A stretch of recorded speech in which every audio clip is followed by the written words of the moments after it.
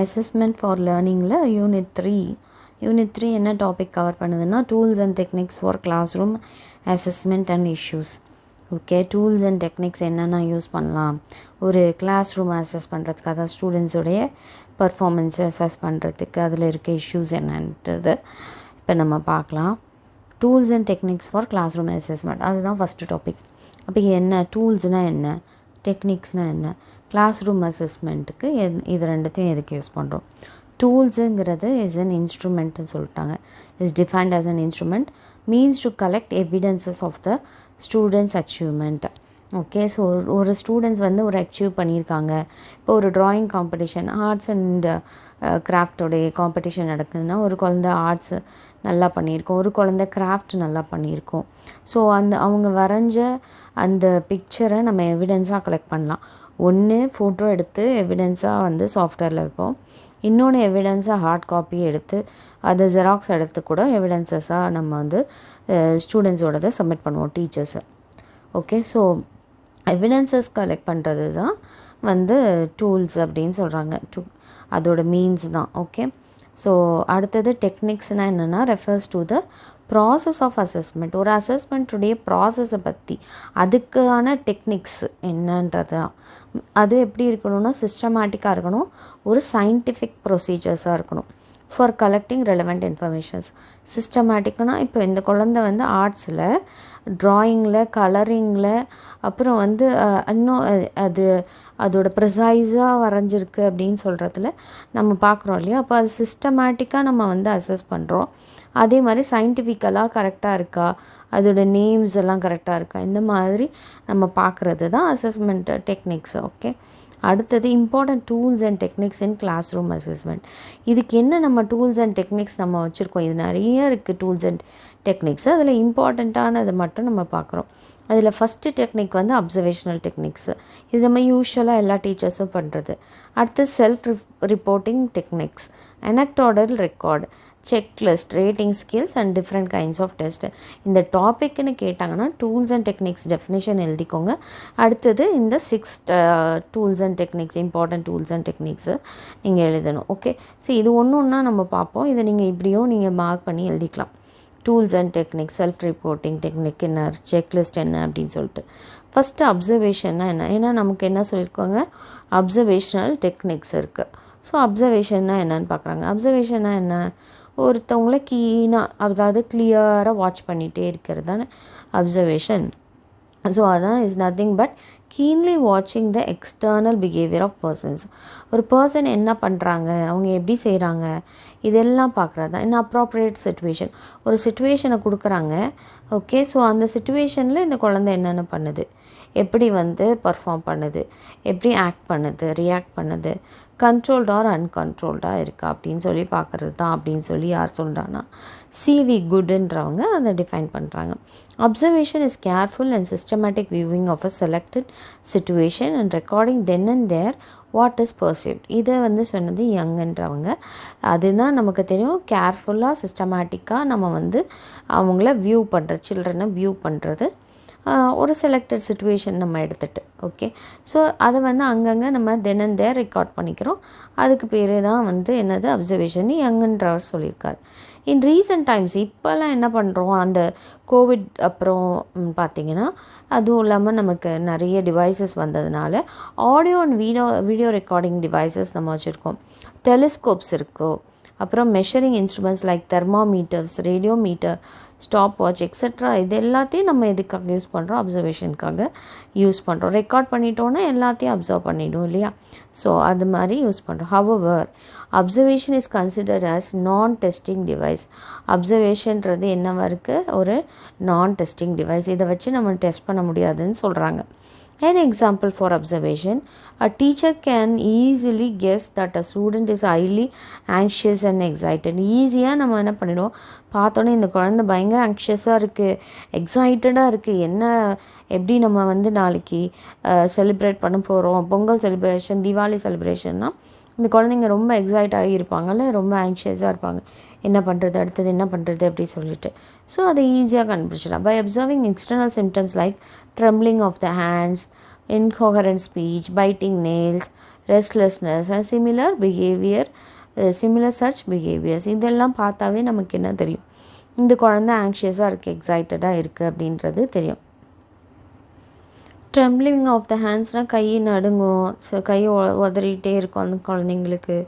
அப்புறம் ஏதாவது ஒரு கொஸ்டின் கேளுங்க, அப்போல்லாம் அந்த குழந்தைக்கு வந்து தெரியல அப்படின்னா கை நடுங்கும், அப்புறம் வாய் குளரும், அப்புறம் நெகத்தை கடிப்பாங்க, அவங்க ரெஸ்ட்லெஸ்ஸாக இருப்பாங்க.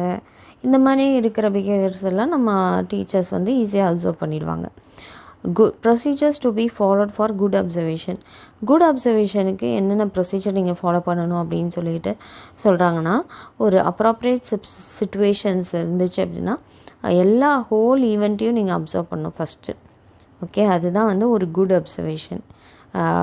Observe only one aspect of an individual's behaviour at a time. ஒரு இண்டிவிஜுவலோட பிஹேவியரை தான் நீங்கள் ஒரு டைமில் நீங்கள் அப்சர்வ் பண்ணணும். அப்போனா நீங்கள் ஒரு good observer. Observe without the knowledge of observed and record then and there what is observe. Okay, அவங்களுக்கே தெரியாமல் நீங்கள் வந்து அப்சர்வ் பண்ணி ரெக்கார்ட் பண்ணி வைக்கிறது தான் நல்ல அப்சர்வேஷன் அப்படின்னு சொல்கிறாங்க. Observer should not mix his opinions and guesses. Okay, ஒரு குழந்தை ஒரு இது பண்ணுறாங்கன்னா அவங்களோட டீச்சர்ஸோட ஓன் ஒப்பீனியன், ஓகே இந்த குழந்தை வந்து இப்படி பண்ணக்கூடாது அப்படின்றத ஒரு சொந்த கருத்தை வச்சு நீங்கள் வந்து அந்த குழந்தைய கெஸ் பண்ணக்கூடாது. அது ஒரு பாயிண்ட். ஓகே, நீங்கள் பண்ணக்கூடாதுன்றதுக்காக. Observation should be continuously carried out. கண்டினியூஸாக அப்சர்வ் பண்ணணும் வித்தின் த டைம் ஷெட்யூல். ஒரு 1 hour நம்ம வந்து ஒரு ½ an hour நம்ம கொடுத்துருந்தோன்னா இந்த ½ an hour வந்து கீனாக நம்ம அப்சர்வ் பண்ணணும், கண்டினியூஸாக அப்சர்வ் பண்ணணும் அந்த குழந்தை இந்த சுச்சுவேஷனில் என்ன பண்ணுறாங்க அப்படின்னு சொல்லிட்டு. ஸ்டெப்ஸ் எதுனா ஃபாலோ பண்ணுறது ஒரு குட் அப்சர்வேஷனுக்கு பார்த்தீங்கன்னா, ஃபஸ்ட்டு நீங்கள் ப்ராப்பராக பிளான் பண்ணணும். ஓகே, இதெல்லாம் தெரிஞ்சுக்கிறதுக்காக இவ்வளோ நம்மளால் ஒரு 10 markல எழுத முடியாது, அது நீங்கள் ஜஸ்ட்டு தெரிஞ்சுக்கிறதுக்காக அப்சர்வேஷனல் டெக்னிக். ஏன்னா அந்த டெக்னிக்ஸே மொத்தம் 6 இருக்குது. ஸோ அந்த 6ஐயுமே நீங்கள் வந்து எக்ஸ்பிளைன் பண்ணி எழுதினாவே உங்களுக்கு வந்து பயங்கரமாக பேஜஸ் போகும். உங்கள் புக்கில் இன்னும் நிறைய கொடுத்துருக்காங்க. நீங்கள் எழுதும்போது அப்சர்வேஷன்னா என்ன அதை எழுதிட்டு அதுக்கப்புறமேட்டு நீங்கள் ஒரு எக்ஸாம்பிள் எழுதுனா போதும். நான் அது என்னென்ன எழுதணும்னு சொல்கிறேன். ஓகே, ப்ராப்பர் பிளானிங் இருக்கணும். Determining the details to be collected through observation. Okay, details என்ன பிளான் பண்ணும்போது நம்ம டீட்டெயில்ஸ் என்ன அதை கலெக்ட் பண்ணணும். Behavior aspect or incident to be observed should be determined beforehand. The individual or group to be observed should be precisely indicated. Okay, நீங்கள் யார் observe பண்ணுறீங்க, அந்த அப்சர்வேஷன் என்ன, அதை நீங்கள் கரெக்டாக என்ன கலெக்ட் பண்ணணும் அப்படிங்கிறது தேவை. இன்றைக்கி என்ன நடந்துச்சு, இன்சிடெண்ட் என்ன நடந்துச்சு, அந்த குழந்தையோட பிஹேவியர் எப்படி இருந்தது அப்படிங்கிறதுக்கு நீங்கள் எப்படி அப்சர்வ் பண்ணுவீங்க. ஒரு இண்டிவிஜுவலாவா இல்லை குரூப்பை வச்சா அதை ப்ரிசைஸாக அதாவது அக்யூரேட்டாக நீங்கள் வந்து அப்சர்வ் பண்ணி கொடுக்கணும். அடுத்தது observer should be given clear briefing about places where observation should take place. Timing என்ன, அப்புறம் அவங்களோட டைம் இன்டர்வல்ஸ் என்ன, மினிமம் நம்பர் ஆஃப் டைம்ஸ் என்ன, இந்த எல்லாமே நம்ம வந்து அப்சர்வர் வந்து சொல்லிடணும். யாரை வந்து அப்சர்வ் பண்ண போகிறோமோ அவங்கள்ட்ட சொல்லிடணும். இந்த டைம்குள்ளார நீங்கள் முடிச்சிருக்கணும் அப்படின்னு சொல்லி நம்ம சொல்லணும். அப்புறம் selecting the method of recording. இப்போ எந்த மெத்தட் நம்ம யூஸ் பண்ணி ரெக்கார்ட் பண்ணுறது, இந்த குழந்தைய ஒரு செக்லிஸ்ட் யூஸ் பண்ணி எஸ் நோ அப்படின்னு நம்ம வந்து அவங்கள வந்து நம்ம அசஸ் பண்ணலாமா, இல்லை டிஸ்கிரிப்டிவ், இந்த குழந்தை இவ்வளோ அழகாக டான்ஸ் ஆடிச்சு, இவ்வளோ நல்லா ஸ்டெப்ஸ் போட்டுச்சு அப்படின்னு நம்ம சொல்கிறதா, இல்லை எப்படி ரேட்டிங் ஸ்கேல் நம்ம ரேட்டிங் கொடுக்குறோம்ல, 5 star கொடுத்து ரேட்டிங் கொடுங்க அப்படின்னு சொல்கிறாங்க. நிறைய இதில் வந்து ஆப்ஸுக்கு வந்து 5 star கொடுக்க சொல்கிறாங்க. ஸோ அது மாதிரி நம்ம ஒரு நம்பர்ஸ் வச்சு நம்ம ரேட் பண்ண போகிறோமா, இல்லை ஸ்கோர் கார்ட்ஸ் இருக்க போதா, இல்லை டேலி மார்க் இருக்க போதா, இந்த மாதிரிலாம் நம்ம பார்க்கணும், செலக்ட் பண்ணுவோம். எக்ஸிக்யூட்டிங், அடுத்தது எப்படி எக்ஸிக்யூட் பண்ணுறது, the observation skilfully and recording the data கேர்ஃபுல்லாக நம்ம வந்து ஸ்கில்ஃபுல்லாகவும் நம்மளுடைய இதை அப்சர்வேஷன் வந்து எக்ஸிக்யூட் பண்ணும். Studying and interpreting the recorded data. So அதை பற்றி நம்ம படித்து அதை வந்து நம்ம இன்டர்பிரேட் பண்ணி ரெக்கார்ட் பண்ணணும் டேட்டாஸை அப்படின்னு சொல்கிறாங்க. இது எல்லாமே ஸ்டெப்ஸு. இதில் நிறைய டைப்ஸ் இருக்குது. ஸோ நீங்கள் வந்து என்ன பண்ணிக்கலாம், அப்சர்வேஷன்னா என்னென்னு எழுதிட்டு அதோட டைப்ஸ் எழுதிக்கலாம். இந்த ஸ்டெப்ஸு இதெல்லாம் நீங்கள் இக்னோர் பண்ணிடலாம் எழுதும்போது. இதை ஜஸ்ட்டு தெரிஞ்சிக்கிறதுக்காக உங்களுக்கு பின்னாடி வந்து ஸ்கூல் டீச்சராக போனீங்கன்னா அப்போ என்ன மாதிரி நம்ம அப்சர்வ் பண்ணணுன்றதுக்கு தெரியறதுக்காக இதெல்லாம் புக்ஸில் கொடுத்துருக்காங்க, டெக்ஸ்ட் புக்ஸில்.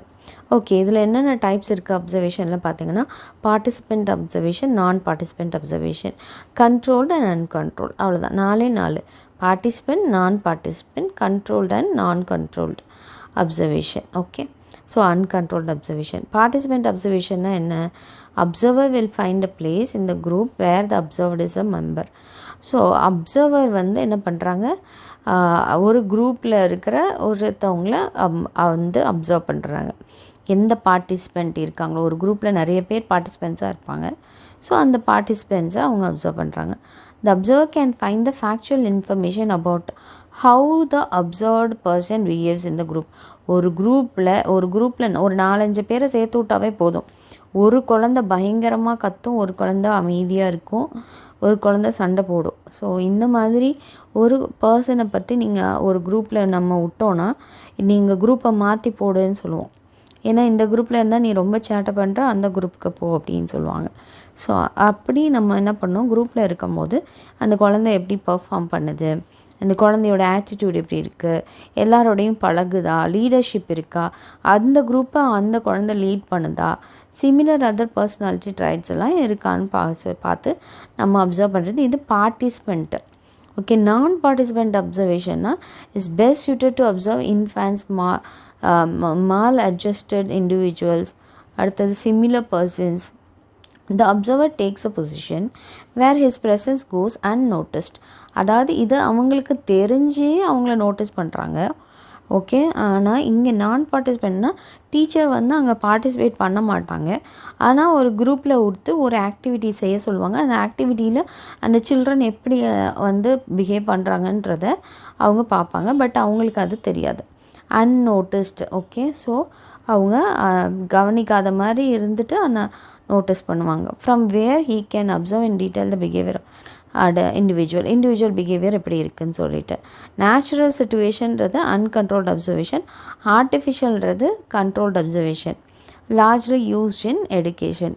அன்கண்ட்ரோல்டு அப்சர்வேஷன்னா அப்சர்விங் ஸ்டூடெண்ட்ஸ் இந்த கிளாஸ் ரூம்ஸ் எங்கெங்கெல்லாம் பார்த்தீங்கன்னா அன்கண்ட்ரோல்டாக இருப்பாங்கன்னா, ப்ளே கிரவுண்டில், லைப்ரரியில், common places without knowledge is an example of uncontrolled observation.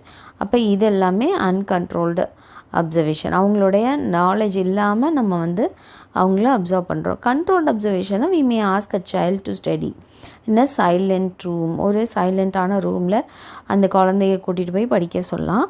அப்போ இருக்கும்போது with a lot of noise, with a view to compare and then in a room. Okay, ஒரு ரூம் வந்து சத்தம் இல்லாமல் இருக்குது, இன்னொரு ரூம் லாட் ஆஃப் நாய்ஸோடு இருக்குது, பயங்கர சத்தமாக இருக்குது. அப்போ கம்பேர் பண்ணுறோம். லேர்னிங் அச்சீவ்மெண்ட்ஸ் 2 சிச்சுவேஷன்ஸில் எப்படி இருக்குது, 2 டிஃப்ரெண்ட் சிச்சுவேஷன்ஸ் கொடுத்து அப்போ அந்த குழந்தை இந்த என்விரான்மெண்ட்டில் நல்லா படிக்குதா, அமைதியான என்விரான்மெண்ட்டில், இல்லை சத்தமாக இருக்கிற என்விரான்மெண்ட்டில் நல்லா படிக்குதா அப்படிங்கிறத அப்சர்வ் பண்ணுறோம். It could be found in the child's learning efficiency is more in a silent atmosphere less while it is. ஆமாம், எப்பொழுதுமே அமைதியாக இருக்கிற இடத்துல நல்லா படிக்க முடியும். சத்தமாக இருக்கிற நாய்ஸு, டிஸ்ட்ராக்ஷன்ஸ் இருக்கிற இடத்துல அவங்களால படிக்க முடியாது. இது எல்லாருக்குமே உரியது, நமக்கும் உரியது. In a noisy environment, children has to take more efforts. அதிக எஃபர்ட்ஸ் எடுக்கணும். காதை அடைச்சிப்பாங்க, தனியாக போய் உட்காந்து பார்ப்பாங்க. அது மாதிரி ரொம்ப அவங்க வந்து கஷ்டப்பட்டு அவங்க படிக்கணும். This experiment is an example of controlled observation. Okay. So uses of observation and advantages. இதோட யூசஸ் என்ன, அட்வான்டேஜஸ் என்னன்னு கேட்குறாங்க. அப்சர்வேஷன்னால் என்ன யூஸு? எஸ், ஓகே, அப்சர்வ் பண்ண சொல்கிறீங்க, இப்படி மெத்தட் யூஸ் பண்ண சொல்கிறீங்க, இதில் என்னென்ன டைப்ஸ் எல்லாம் இருக்குதுன்னு சொல்கிறீங்க. இதோட யூசஸ் என்ன, அட்வான்டேஜஸ் என்ன? Observation not only for individual but also groups. அப்சர்வேஷன்றது ஒரு தனி ஆளுக்கு மாத்திரம் கிடையாது, ஒரு கூட்டமாக இருக்கிற பிள்ளைகளுக்கும் தான். Observers need only a short term training for effective function. அப்சர்வருக்கு நம்ம புதுசாக ஒன்றும் ட்ரெயின் கொடுக்க தேவையில்லை. அப்படியே ட்ரைனிங்னாலும் அது ஒரு ஷார்ட் டேர்ம் ட்ரைனிங் தான், அவங்க ஈஸியாக பார்த்து அப்சர்வ் பண்ணி முடிச்சிடலாம். ஸோ அது ஒரு பெரிய அட்வான்டேஜாக இருக்குது. அப்புறம் this methods use all age groups. எல்லா ஏஜ் குரூப்ஸ்க்கும் இந்த மெத்தட்ஸ் வந்து அப்ளிகபிள், போத் த ஜெண்டர்ஸ், அதே மாதிரி male and female. This method is not expensive, இது ரொம்ப காஸ்ட்லி கிடையாது. And may need only a few gadgets. அப்சர்வேஷனுக்கு ஒன்று நம்ம வந்து ரெக்கார்ட் பண்ணலாம். இந்த மாதிரி ஃபியூ கேஜெட்ஸ் இருந்தால் போதும். இது எக்ஸ்பென்சிவ்லாம் கிடையாது. Observing an individual or a group இந்த natural environment provides reliable information நமக்கு கொடுக்குது. ஈஸியாக நமக்கு எல்லா இன்ஃபர்மேஷனும் கிடைக்கிது அப்சர்வ் பண்ணுறதுனால. Observation tools can be design to meet any situation. எந்த சிச்சுவேஷனை வேணாலும் நம்ம ஈஸியாக மீட் பண்ணுறதுக்கு நமக்கு இது வந்து ரொம்ப யூஸ்ஃபுல்லாக இருக்குது. லிமிட்டேஷன்ஸ் ஆஃப் அப்சர்வேஷன் ஓகே, அந்த டெக்னிக்கல் லிமிட்டேஷன்ஸும் இருக்கான். Personal likes and dislikes. இப்போ வந்து ஒரு குழந்தைய நம்ம அப்சர்வ் பண்ணுறோன்னா ஒரு நமக்கு பர்சனலாக அந்த குழந்தையில இது பண்ணுற பிஹேவியர் பிடிக்கல அப்படின்னா அந்த லைக்ஸ் அண்ட் டிஸ்லைக்ஸை அப்சர்வர் வந்து அவங்க மேலே திணிப்பாங்க. And his own limitations will affect the quality of observation. அதே மாதிரி அவங்களுடைய ஓன் இதுவும் வந்து அவங்கள தடுக்கும் அப்சர்வேஷனில். ஓகே, இந்த குழந்தைய நம்ம அப்சர்வ் பண்ணுறதுக்கு வேஸ்ட்டு, ஏன்னா இது ஒன்றும் செய்யாது அப்படின்னு சொல்லின எண்ணங்கள் வந்து பர்சனல் ஒப்பீனியனோ பர்சனல் லைக்ஸ் அண்ட் டிஸ்லைக்ஸோ குழந்தை மேலே வைக்கக்கூடாது. ஸோ அந்த மாதிரி நடக்க சான்ஸ் இருக்குன்றதுனால அது ஒரு ட்ராபேக்காக சொல்லியிருக்காங்க. Only express behaviour could be observed, அந்த inner feelings can not be found. அதே மாதிரி வெளியில் எப்படி அந்த குழந்தைங்க ப்ரொஜெக்ட் பண்ணுதோ அதை மாத்திரம் தான் வச்சு நம்மளால் பண்ண முடியும். உள்ளே அந்த குழந்தைங்க என்ன ஃபீல் பண்ணுது நமக்கு தெரியாது. Recording may not be done on the spot. The data recorded may not be accurate. Okay, ஸ்பாட்டில் நம்ம ரெக்கார்ட் பண்ணுற இன்ஃபர்மேஷன் தான் வந்து அக்யூரேட்டாக இருக்கும். ஸ்பாட்டில் நம்ம ரெக்கார்ட் பண்ணாத இன்ஃபர்மேஷன்லாம் நாட் அக்யூரேட். அது ஒரு ட்ராபேக்காக இருக்குது. Observation requires more time. அப்சர்வேஷனுக்கு பார்த்திங்கன்னா நிறைய நேரம் எடுக்கும். இந்த குழந்தை இந்த நிமிஷம் இப்படி ஆக்ட் பண்ணும், அடுத்த பீரியடில் வந்து ஒரு சோஷியல் பீரியடில் நல்லா ஆக்ட் பண்ணுவாங்க, சயின்ஸ் பீரியடில் நல்லா ஆக்ட் பண்ண மாட்டாங்க. இந்த மாதிரி நடக்கும். ஸோ இதுக்கு நமக்கு மோர் டைம் தேவை ஒரு குழந்தைய பற்றி அப்சர்வ் பண்ணுறதுக்கு. அதே மாதிரி பொறுமை தேவை, கீன் இன்சைட்டும் நமக்கு தேவை, ஆழ்ந்த உணர்வும் நமக்கு தேவை. இது வந்து அப்சர்வேஷன் டெக்னிக்ஸ்க்கு நீங்கள் எழுத வேண்டியது. வெறுமனே 5 மார்க்கில் கேட்டாங்கன்னா நீங்கள் இவ்வளோ டீட்டெயில் எழுதணும். 10 மார்க்கில் கேட்டாங்கன்னா உங்களுக்கு 6 டெக்னிக்ஸ் இருக்கிறதுனால இவ்வளோ டீட்டெயிலாக நீங்கள் அதை எழுத வேணாம். ஜஸ்ட்டு டெஃபினேஷன் எழுதிட்டு types of techniques observation techniques எழுதினீங்கன்னா போதும். Self reporting technology. Self reporting name it self நம்ம அண்டர்ஸ்டாண்ட் பண்ணிக்கலாம். What is self reporting? தன்னைத்தானே ரிப்போர்ட் பண்ணுறது தான் செல்ஃப் ரிப்போர்ட்டிங், அவ்வளோதான். செல்ஃப் ரிப்போர்ட்டிங் டெக்னிக்ஸ் வந்து describes methods of gathering data where participants provide information about themselves.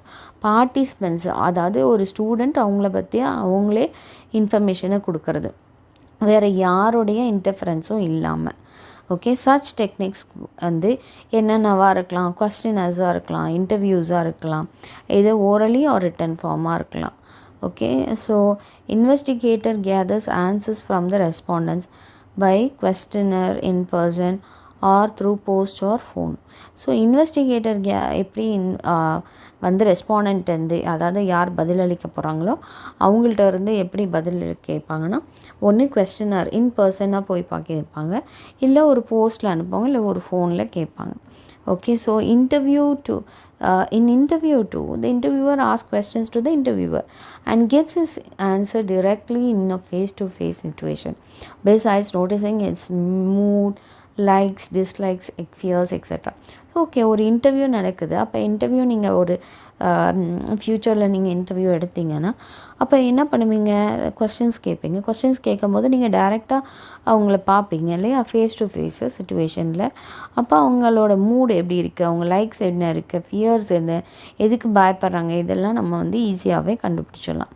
அது மாதிரி தெரியும். அது மாதிரி எக்ஸாம்பிள்ஸ், இதுக்கு எல்லாத்துக்கும் என்ன examples and techniques self reporting டெக்னிக்ஸ்னால் questionnaire, ஒப்பீனியனர், அதுக்கப்புறம் செக்லிஸ்ட் யூஸ் பண்ணலாம், இன்ட்ரெஸ்ட் இன்வென்ட்ரி, ஆட்டிடியூட் ஸ்கேல், இது எல்லாமே நம்ம செல்ஃப் ரிப்போர்ட்டிங் டெக்னிக்ஸாக யூஸ் பண்ணுறாங்க. இது தேவையில்லை. ஸோ இது மாதிரி நிறைய டெக்னிக்ஸ் இருக்குதுன்னு இங்கே கொடுத்துருக்காங்க. அடுத்தது advantages and self reporting techniques. இதில் என்னென்ன அட்வான்டேஜ் இருக்குது, என்னென்ன டிஸ்அட்வான்டேஜ் இருக்குதுன்னு எழுதிட வேண்டியதும். அட்வான்டேஜஸ் பார்த்திங்கன்னா, gathered responses information R highly valid. என்ன இன்ஃபர்மேஷனை நம்ம வந்து கேதர் பண்ணுறோமோ அது நல்ல வேலிடான இன்ஃபர்மேஷனாக இருக்கும். Large amount of data can be obtained very quickly and cheaply. சீப்பாகவும் அந்த ஒரு இன்டர்வியூ எடுத்திங்கன்னா நீங்கள் 4 கொஸ்டின் கேட்கும் போதே நிறைய இன்ஃபர்மேஷன் உங்களுக்கு கிடச்சிரும். அதேமாதிரி ஈஸியாகவும் இருக்குது, குவிக்காகவும் இருக்குது, சீப்பாகவும் இருக்குது. Data collected using self reporting techniques R highly reliable.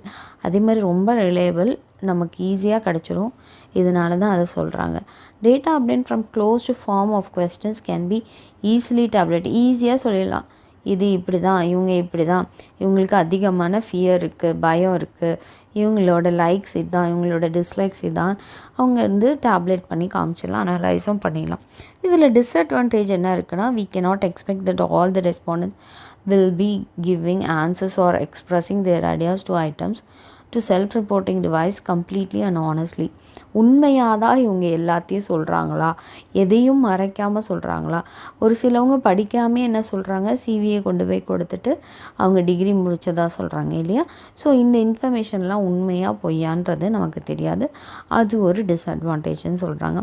therefore it becomes necessary to check the truthfulness. அப்போ நமக்கு வந்து கட்டாயம் இவங்க உண்மையை தான் சொல்கிறாங்களா இல்லையான்றதை நம்ம வெரிஃபை பண்ணணும் by cross-checking them through other sources. Reliability mostly is low in self-reporting devices. So இதை cross-check பண்ணியே ஆகணும். cross-check பண்ணாமல் நம்மளால் இவங்களோட இன்ஃபர்மேஷன் எல்லாம் வேலிடான இன்ஃபர்மேஷனான்னு நமக்கு தெரியாது. there are chances for questions by being misunderstood. ஒரு கொஸ்டின் நம்ம கேட்கும் போது அந்த கொஸ்டின் அவங்க மிஸ்அண்டர்ஸ்டூட் பண்ணுறதுக்கும் சான்சஸ் இருக்குது. ஓகே, ஸோ ஒரு இன்டர்வியூவில் ரஜினி கொஸ்டின் கேட்பாங்க, அப்போ அதுக்கு மாற்றி பதில் சொல்லுவாங்க, அந்த மாதிரிலாம் இருக்குது இல்லையா? ஸோ அந்த மாதிரி நடக்கும் அப்படின்னாங்க. the answers provided by the respondents may be influenced by their mood and emotions. அவங்களோட மூட் எப்படி இருக்குது, எமோஷன்ஸ் எப்படி இருக்குது அப்படிங்கிறத பொறுத்து தான் அவங்களுடைய ஆன்சர்ஸ் இருக்குது அப்படின்னு சொல்கிறேன். fixed choice of questions and lack flexibility. No opportunity is given to include supplementary and explanatory information. அதே மாதிரி ஃப்ரீ சாய்ஸ் ஆஃப் கொஸ்டின்ஸ் நம்ம கேட்க, ஃபிக்ஸடாக இந்த சாய்ஸ் ஆஃப் கொஸ்டின்ஸ் தான் அப்படின்றத நம்ம கேட்கக்கூடாது. ஃப்ளெக்சிபிலிட்டி லேக் ஆகும். ஓகே, ஆப்பர்ச்சுனிட்டி கொடுக்கறது இல்லை சப்ளிமெண்ட்ரி அண்ட் எக்ஸ்ப்ளனேட்டரி இன்ஃபர்மேஷனுக்கு அப்படின்னு சொல்கிறாங்க. இதனால் அது ஒரு டிஸ்அட்வான்டேஜ். Low response rate. அதே மாதிரி ஒரு கொஸ்டினை கேட்டாங்கன்னா அதுக்கு ரெஸ்பான்ஸ் பண்ணணும். ஒரு கால் பண்ணால் அதை ரெஸ்பாண்ட் பண்ணல அப்படின்னு சொல்கிற மாதிரி அந்த கொஸ்டின் கேட்கும்போது அவங்க ரெஸ்பான்ஸ் ரேட் வந்து ரொம்ப கம்மியாக இருந்துச்சுன்னா அதுலேயும் நம்மளால் வந்து அவங்கள அனலைஸ் பண்ண முடியாது. ஸோ செல்ஃப் ரிப்போர்ட்டிங் டெக்னிக்கில் வந்து இதெல்லாம் டிஸ்அட்வான்டேஜ்ன்றாங்க. அடுத்தது அனெக்டோடல் ரெக்கார்ட். அனெக்டோடல் ரெக்கார்ட்னா என்ன, அதோட மீனிங் என்னென்னா a factual description of meaningful incidents and events. இன்றைக்கி ஒரு இன்சிடெண்ட் நடந்துச்சு, ஒரு பையன் இன்னொரு பையனை அடிச்சிட்டான், அவனுக்கு பிளட் வருது, அப்போ அந்த இன்சிடெண்ட்டை நீங்கள் வந்து ரெஜிஸ்டர் பண்ணி வைக்கணும். which the teacher has observed and is anecdotal record. அதை வந்து நீங்கள் பதிவு பண்ணி வைக்கணும். Okay, so definition of anecdotal ரெக்கார்டுங்கிறது is a report of the information about the significant episodes which happen in a student's life. ஒரு ஸ்டூடெண்ட்டோட லைஃப்பில் நடந்த ஒரு இன்சிடெண்ட்டை நீங்கள் ரெக்கார்ட் பண்ணி வைக்கிறதுக்கு பேர் தான் anecdotal ரெக்கார்டுன்னு சொல்லிட்டு ராட்ஸ் லூயிஸ் சொல்லியிருக்கார். anecdotal record, as the name implies, involves setting down accounts concerning some aspects of pupil behavior which seem significant to the observer. ஒரு பீப்புளோட பிஹேவியர், பியூப்பிள்னால் வந்து ஸ்டூடெண்ட்டுன்னு அர்த்தம். ஓகே, அந்த நேம் என்ன சொல்லுது அப்படின்னா அதே தான் சொல்லுது. என்னதுன்னா பியூப்பிள் பிஹேவியர் எப்படி இருக்குது, which seems significant to the observer அப்படின்னு சொன்னது வந்து ட்ராக்ஸில். ஓகே, ஸோ பீப்புளோட பிஹேவியர்னால் ஸ்டூடெண்ட்டோட பிஹேவியர், அதை தான் எடுத்து எழுத போகிறாங்க. சாலியன்ட் ஃபீச்சர்ஸ், இதோட ஃபீச்சர்ஸ் என்ன அப்படின்னு பார்த்தீங்கன்னா ஒரு 9 பாயிண்ட்ஸ் இருக்குது. இம்பார்ட்டண்ட் ஈவெண்ட்ஸ் மட்டும் தான் நீங்கள் ரெக்கார்ட் பண்ணணும். அதாவது அவன் எந்திரிச்சான், உட்காந்தான், நின்னான், தண்ணி குடித்தான் அப்படிங்கிறதெல்லாம் எழுதக்கூடாது. இன்றைக்கி ஏதாவது இம்பார்ட்டண்ட் ஈவெண்ட் அவங்களோட இதில் நடந்துச்சுன்னா அந்த ஸ்டூடெண்ட் பிஹேவியரில் அதை நீங்கள் ரெக்கார்ட் பண்ணணும். Daily routines of day to day life will not find a place in the record of students life. அப்போ அவன் டெய்லி அவன் என்னென்ன பண்ணுறான்றது நம்மளோட ரெக்கார்டில் இருக்காது. Okay, only one incident at a time will be observed and record. ஒரே ஒரு இன்சிடென்ட்ஸ் தான் வந்து ஒரு டைமில் அப்சர்வ் பண்ணி ரெக்கார்ட் பண்ணியிருப்போம். only one incident will be recorded in a card. Each card will be 3x5 size. எப்போ ஒரு கார்டு மாதிரி கூட வச்சுக்கலாம். அந்த கார்டில் இந்த இன்சிடெண்ட் நடந்துச்சுன்னு நீங்கள் ரெக்கார்ட் பண்ணி வச்சுக்கலாம். Cards with entries of events will be arrange chronologically and maintain as a record. அது மாதிரி ஏபிசிடி அந்த குரோனாலஜிக்கல் இதில் வந்துட்டு நீங்கள் வந்து அதை சேவ் அது கார்டை வந்து நீங்கள் ரெக்கார்ட் பண்ணி வச்சுக்கலாம். கார்டு தான் நீங்கள் வைக்கும் போது ஒன்று ஒன்றா நீங்கள் வந்து பார்த்து கொடுத்துக்கலாம். Okay, so if necessary every teacher will maintain separate cards. ஒவ்வொரு டீச்சரும் ஒவ்வொரு கார்ட்ஸ் வந்து நீங்கள் மெயின்டைன் பண்ணணும் அப்படிங்கிறது ரூல்ஸு. பிஹேவியர்ஸ் இது வந்து உங்கள் ஸ்கூல்ஸு உங்கள் சிபிஎஸ்சி ஸ்டேட் போர்ட் பொறுத்து வேரி ஆகும். Okay, behaviours from various places like இப்போ நீங்கள் ப்ளே கிரவுண்டில் இந்த குழந்தை எப்படி பிஹேவ் பண்ணுது, ஹாஸ்டலில், லெபார்ட்ரியில், எக்ஸ்கர்ஷனில் போகும்போது இந்த குழந்தை வந்து சொல்கிறத கேட்கல, அசம்பிளி ஹாலில் சூப்பராக வந்து பெர்ஃபார்ம் பண்ணாங்க, அவங்களுடைய அசம்பிளியை லீட் பண்ணாங்க அப்படின்னா அதையும் நீங்கள் எழுதணும். பாசிட்டிவ் மட்டும் கிடையாது, நெகட்டிவையும் நீங்கள் ரெக்கார்ட் பண்ணி வச்சுக்கணும் நோட்டில். ஓகே, எந்த மோடில் அவங்க சொல்கிறாங்களோ அந்த மோடில் உங்களோட ஸ்கூல் மேனேஜ்மெண்ட் சொல்கிற மாதிரி நீங்கள் பண்ணணும். அதுமாதிரி ரெஸ்ட் ரூமில் எப்படி பிஹேவ் பண்ணாங்க, அந்த other places will be collected and included in anecdotal ரெக்கார்டில். Description about an event or incident and teachers comments interpretations on it should be kept separately. அப்போ இன்சிடென்ட் நடந்துச்சு, அதை நீங்கள் வந்து டிஸ்கிரைப் பண்ணுறீங்க, இந்தந்த இன்சிடென்ட்ஸுன்னு இந்தந்த கமெண்ட்ஸ் டீச்சர்ஸ் அதுக்காக கொடுத்துருக்காங்க. அந்த இன்டர்பிரிட்டேஷன்ஸ் அதை பற்றின விளக்கங்கள் எல்லாம் வந்து செப்பரேட்டாக அவங்க வச்சுக்கணும். Okay, generally anecdotal records will be kept confidential. இந்த இன்ஃபர்மேஷனை வெளியில் சொல்லக்கூடாது. இந்த குழந்தை இப்படியெல்லாம் பண்ணிச்சின்றது நம்ம வெளியில் சொல்லக்கூடாது, அதை வந்து கான்ஃபிடென்ஷியலாக வச்சுக்கணும். If you are a class teacher, நீங்கள் வந்து அது ரொம்ப கான்ஃபிடென்ஷியலாக வச்சுக்கணும், யார்கிட்டையும் சொல்லி அந்த குழந்தைய வந்து டிகிரேட் பண்ணக்கூடாது. இப்போ ஒரு டீச்சர் வந்து இந்த மாதிரி இந்த குழந்தை இப்படி பிஹேவ் பண்ணுதுன்னு அடுத்த டீச்சர்கிட்ட சொல்லும் போது அடுத்த டீச்சர் அந்த குழந்தைய அதே கண்ணோட்டத்தில் தான் பார்ப்பாங்க. ஸோ அந்த மாதிரி டீச்சர்ஸ்கிட்டையும் சொல்லக்கூடாது, வேறு யாரோட அவங்க பியர்ஸ்கிட்டையோ வேறு யார்கிட்டையும் சொல்லக்கூடாது. Notings about succeeding events will be added cumulatively. அதே மாதிரி சக்சீடிங் ஈவெண்ட்ஸும் அவங்க இந்த குழந்தை இதை அச்சீவ் பண்ணியிருக்கு அப்படிங்கிறதையும் நீங்கள் கரெக்டாக நீங்கள் வந்து ரெக்கார்ட் பண்ணிக்கலாம். It is only supplementary to other methods of data collection, not a reliable strategy. இது ஒரு சப்ளிமெண்ட்ரி தான், இது வந்து ஒரு பெரிய மெத்தட் கிடையாது, இது ரிலையபிள் ஸ்ட்ராட்டஜி கிடையாது அப்படின்னு சொல்கிறாங்க. ஓகே, மெயின்டைனிங் அனெக்டோடல் ரெக்கார்ட் எப்படியெல்லாம் நீங்கள் வந்து மெயின்டைன் பண்ணலாம் அப்படின்னு பார்த்தீங்கன்னா, teachers should decide about which students have to be எந்த ஸ்டூடெண்ட்டை அப்சர்வ் பண்ணணுன்றதை டீச்சர்ஸ் வந்து டிசைட் பண்ணணும். How to record, when to record, எப்போ அப்சர்வ் பண்ணணும், எப்படி அப்சர்வ் பண்ணணுங்கிறத டீச்சர் தான் டிசைட் பண்ணும். சம் டீச்சர்ஸ் வந்து அங்கங்கே தென் அண்ட் தேர் அவங்க அப்சர்வ் பண்ணுவாங்க. Some others fix separate timings for observation. இந்த டைம்லேருந்து இந்த டைம் வந்து அப்சர்வ் பண்ணுவேன், நீங்கள் வாஷ்ரூம் போகிற டைம், பிரேக் டைமில் நான் இப்படி உங்களை அப்சர்வ் பண்ணுவேன் நம்ம சொல்லிட்டோன்னா அப்சர்வ் பண்ணுவாங்க. இல்லைன்னா அவங்களுக்கு தெரியாமையே அவங்க அப்சர்வ் பண்ணுவாங்க. With continuous supervision and help of school counsellors யாராவது இருந்தாங்கன்னா அவங்கள வச்சு கூட அவங்க அப்சர்வ் பண்ணுவாங்க. Teacher should keep maintaining anecdotal ரெக்கார்ட்ஸை. எப்போதுமே டீச்சர்ஸ் வந்து அனெக்டோடல் ரெக்கார்ட்ஸை வந்து மெயின்டைன் பண்ணணும். At the end of year the information recorded இந்த anecdotal record will become part of the cumulative record and for future கைடன்ஸ்க்கும் அதாவது எண்ட் ஆஃப் த இயர் கேட்பாங்க இந்த அனெக்டோடல் ரெக்கார்டை, அது ஒரு பார்ட் ஆஃப் த கியூமுலேட்டிவ் ரெக்கார்டாக இருக்கும். ஃபார் ஃப்யூச்சர் கைடன்ஸ்க்கும் இது உதவும். ஓகே, ஸோ இது எல்லாமே அனெக்டோடல் ரெக்கார்ட்ஸை நம்ம மெயின்டைன் பண்ணோம் ஒரு டீச்சராக. Anecdotal incidents may be recorded in small sheets or papers are recorded in the blank forms provided by the educational institution. ஸ்கூலில் எந்த மாதிரி உங்களை வந்து அனெக்டோடல் ரெக்கார்ட்ஸை வந்து நீங்கள் ரெக்கார்ட் பண்ணிக்கணும்னு சொல்கிறாங்களோ அது மாதிரி ஒரு பேப்பர்லேயோ ஒரு நோட்லேயோ இல்லை வந்து சாஃப்ட் காப்பியாவோ அவங்க மெயின்டைன் பண்ண சொன்னாங்கன்னா இல்லை ஸ்மால் கார்ட்ஸாகவோ நீங்கள் வந்து அதை மெயின்டைன் பண்ணலாம். 2 மாடல் அனெக்டோடல் ஃபார்ம்ஸ். இப்போ ஒரு மாடல் அனெக்டோடல் ஃபார்ம்ஸ் கொடுத்துருக்காங்க.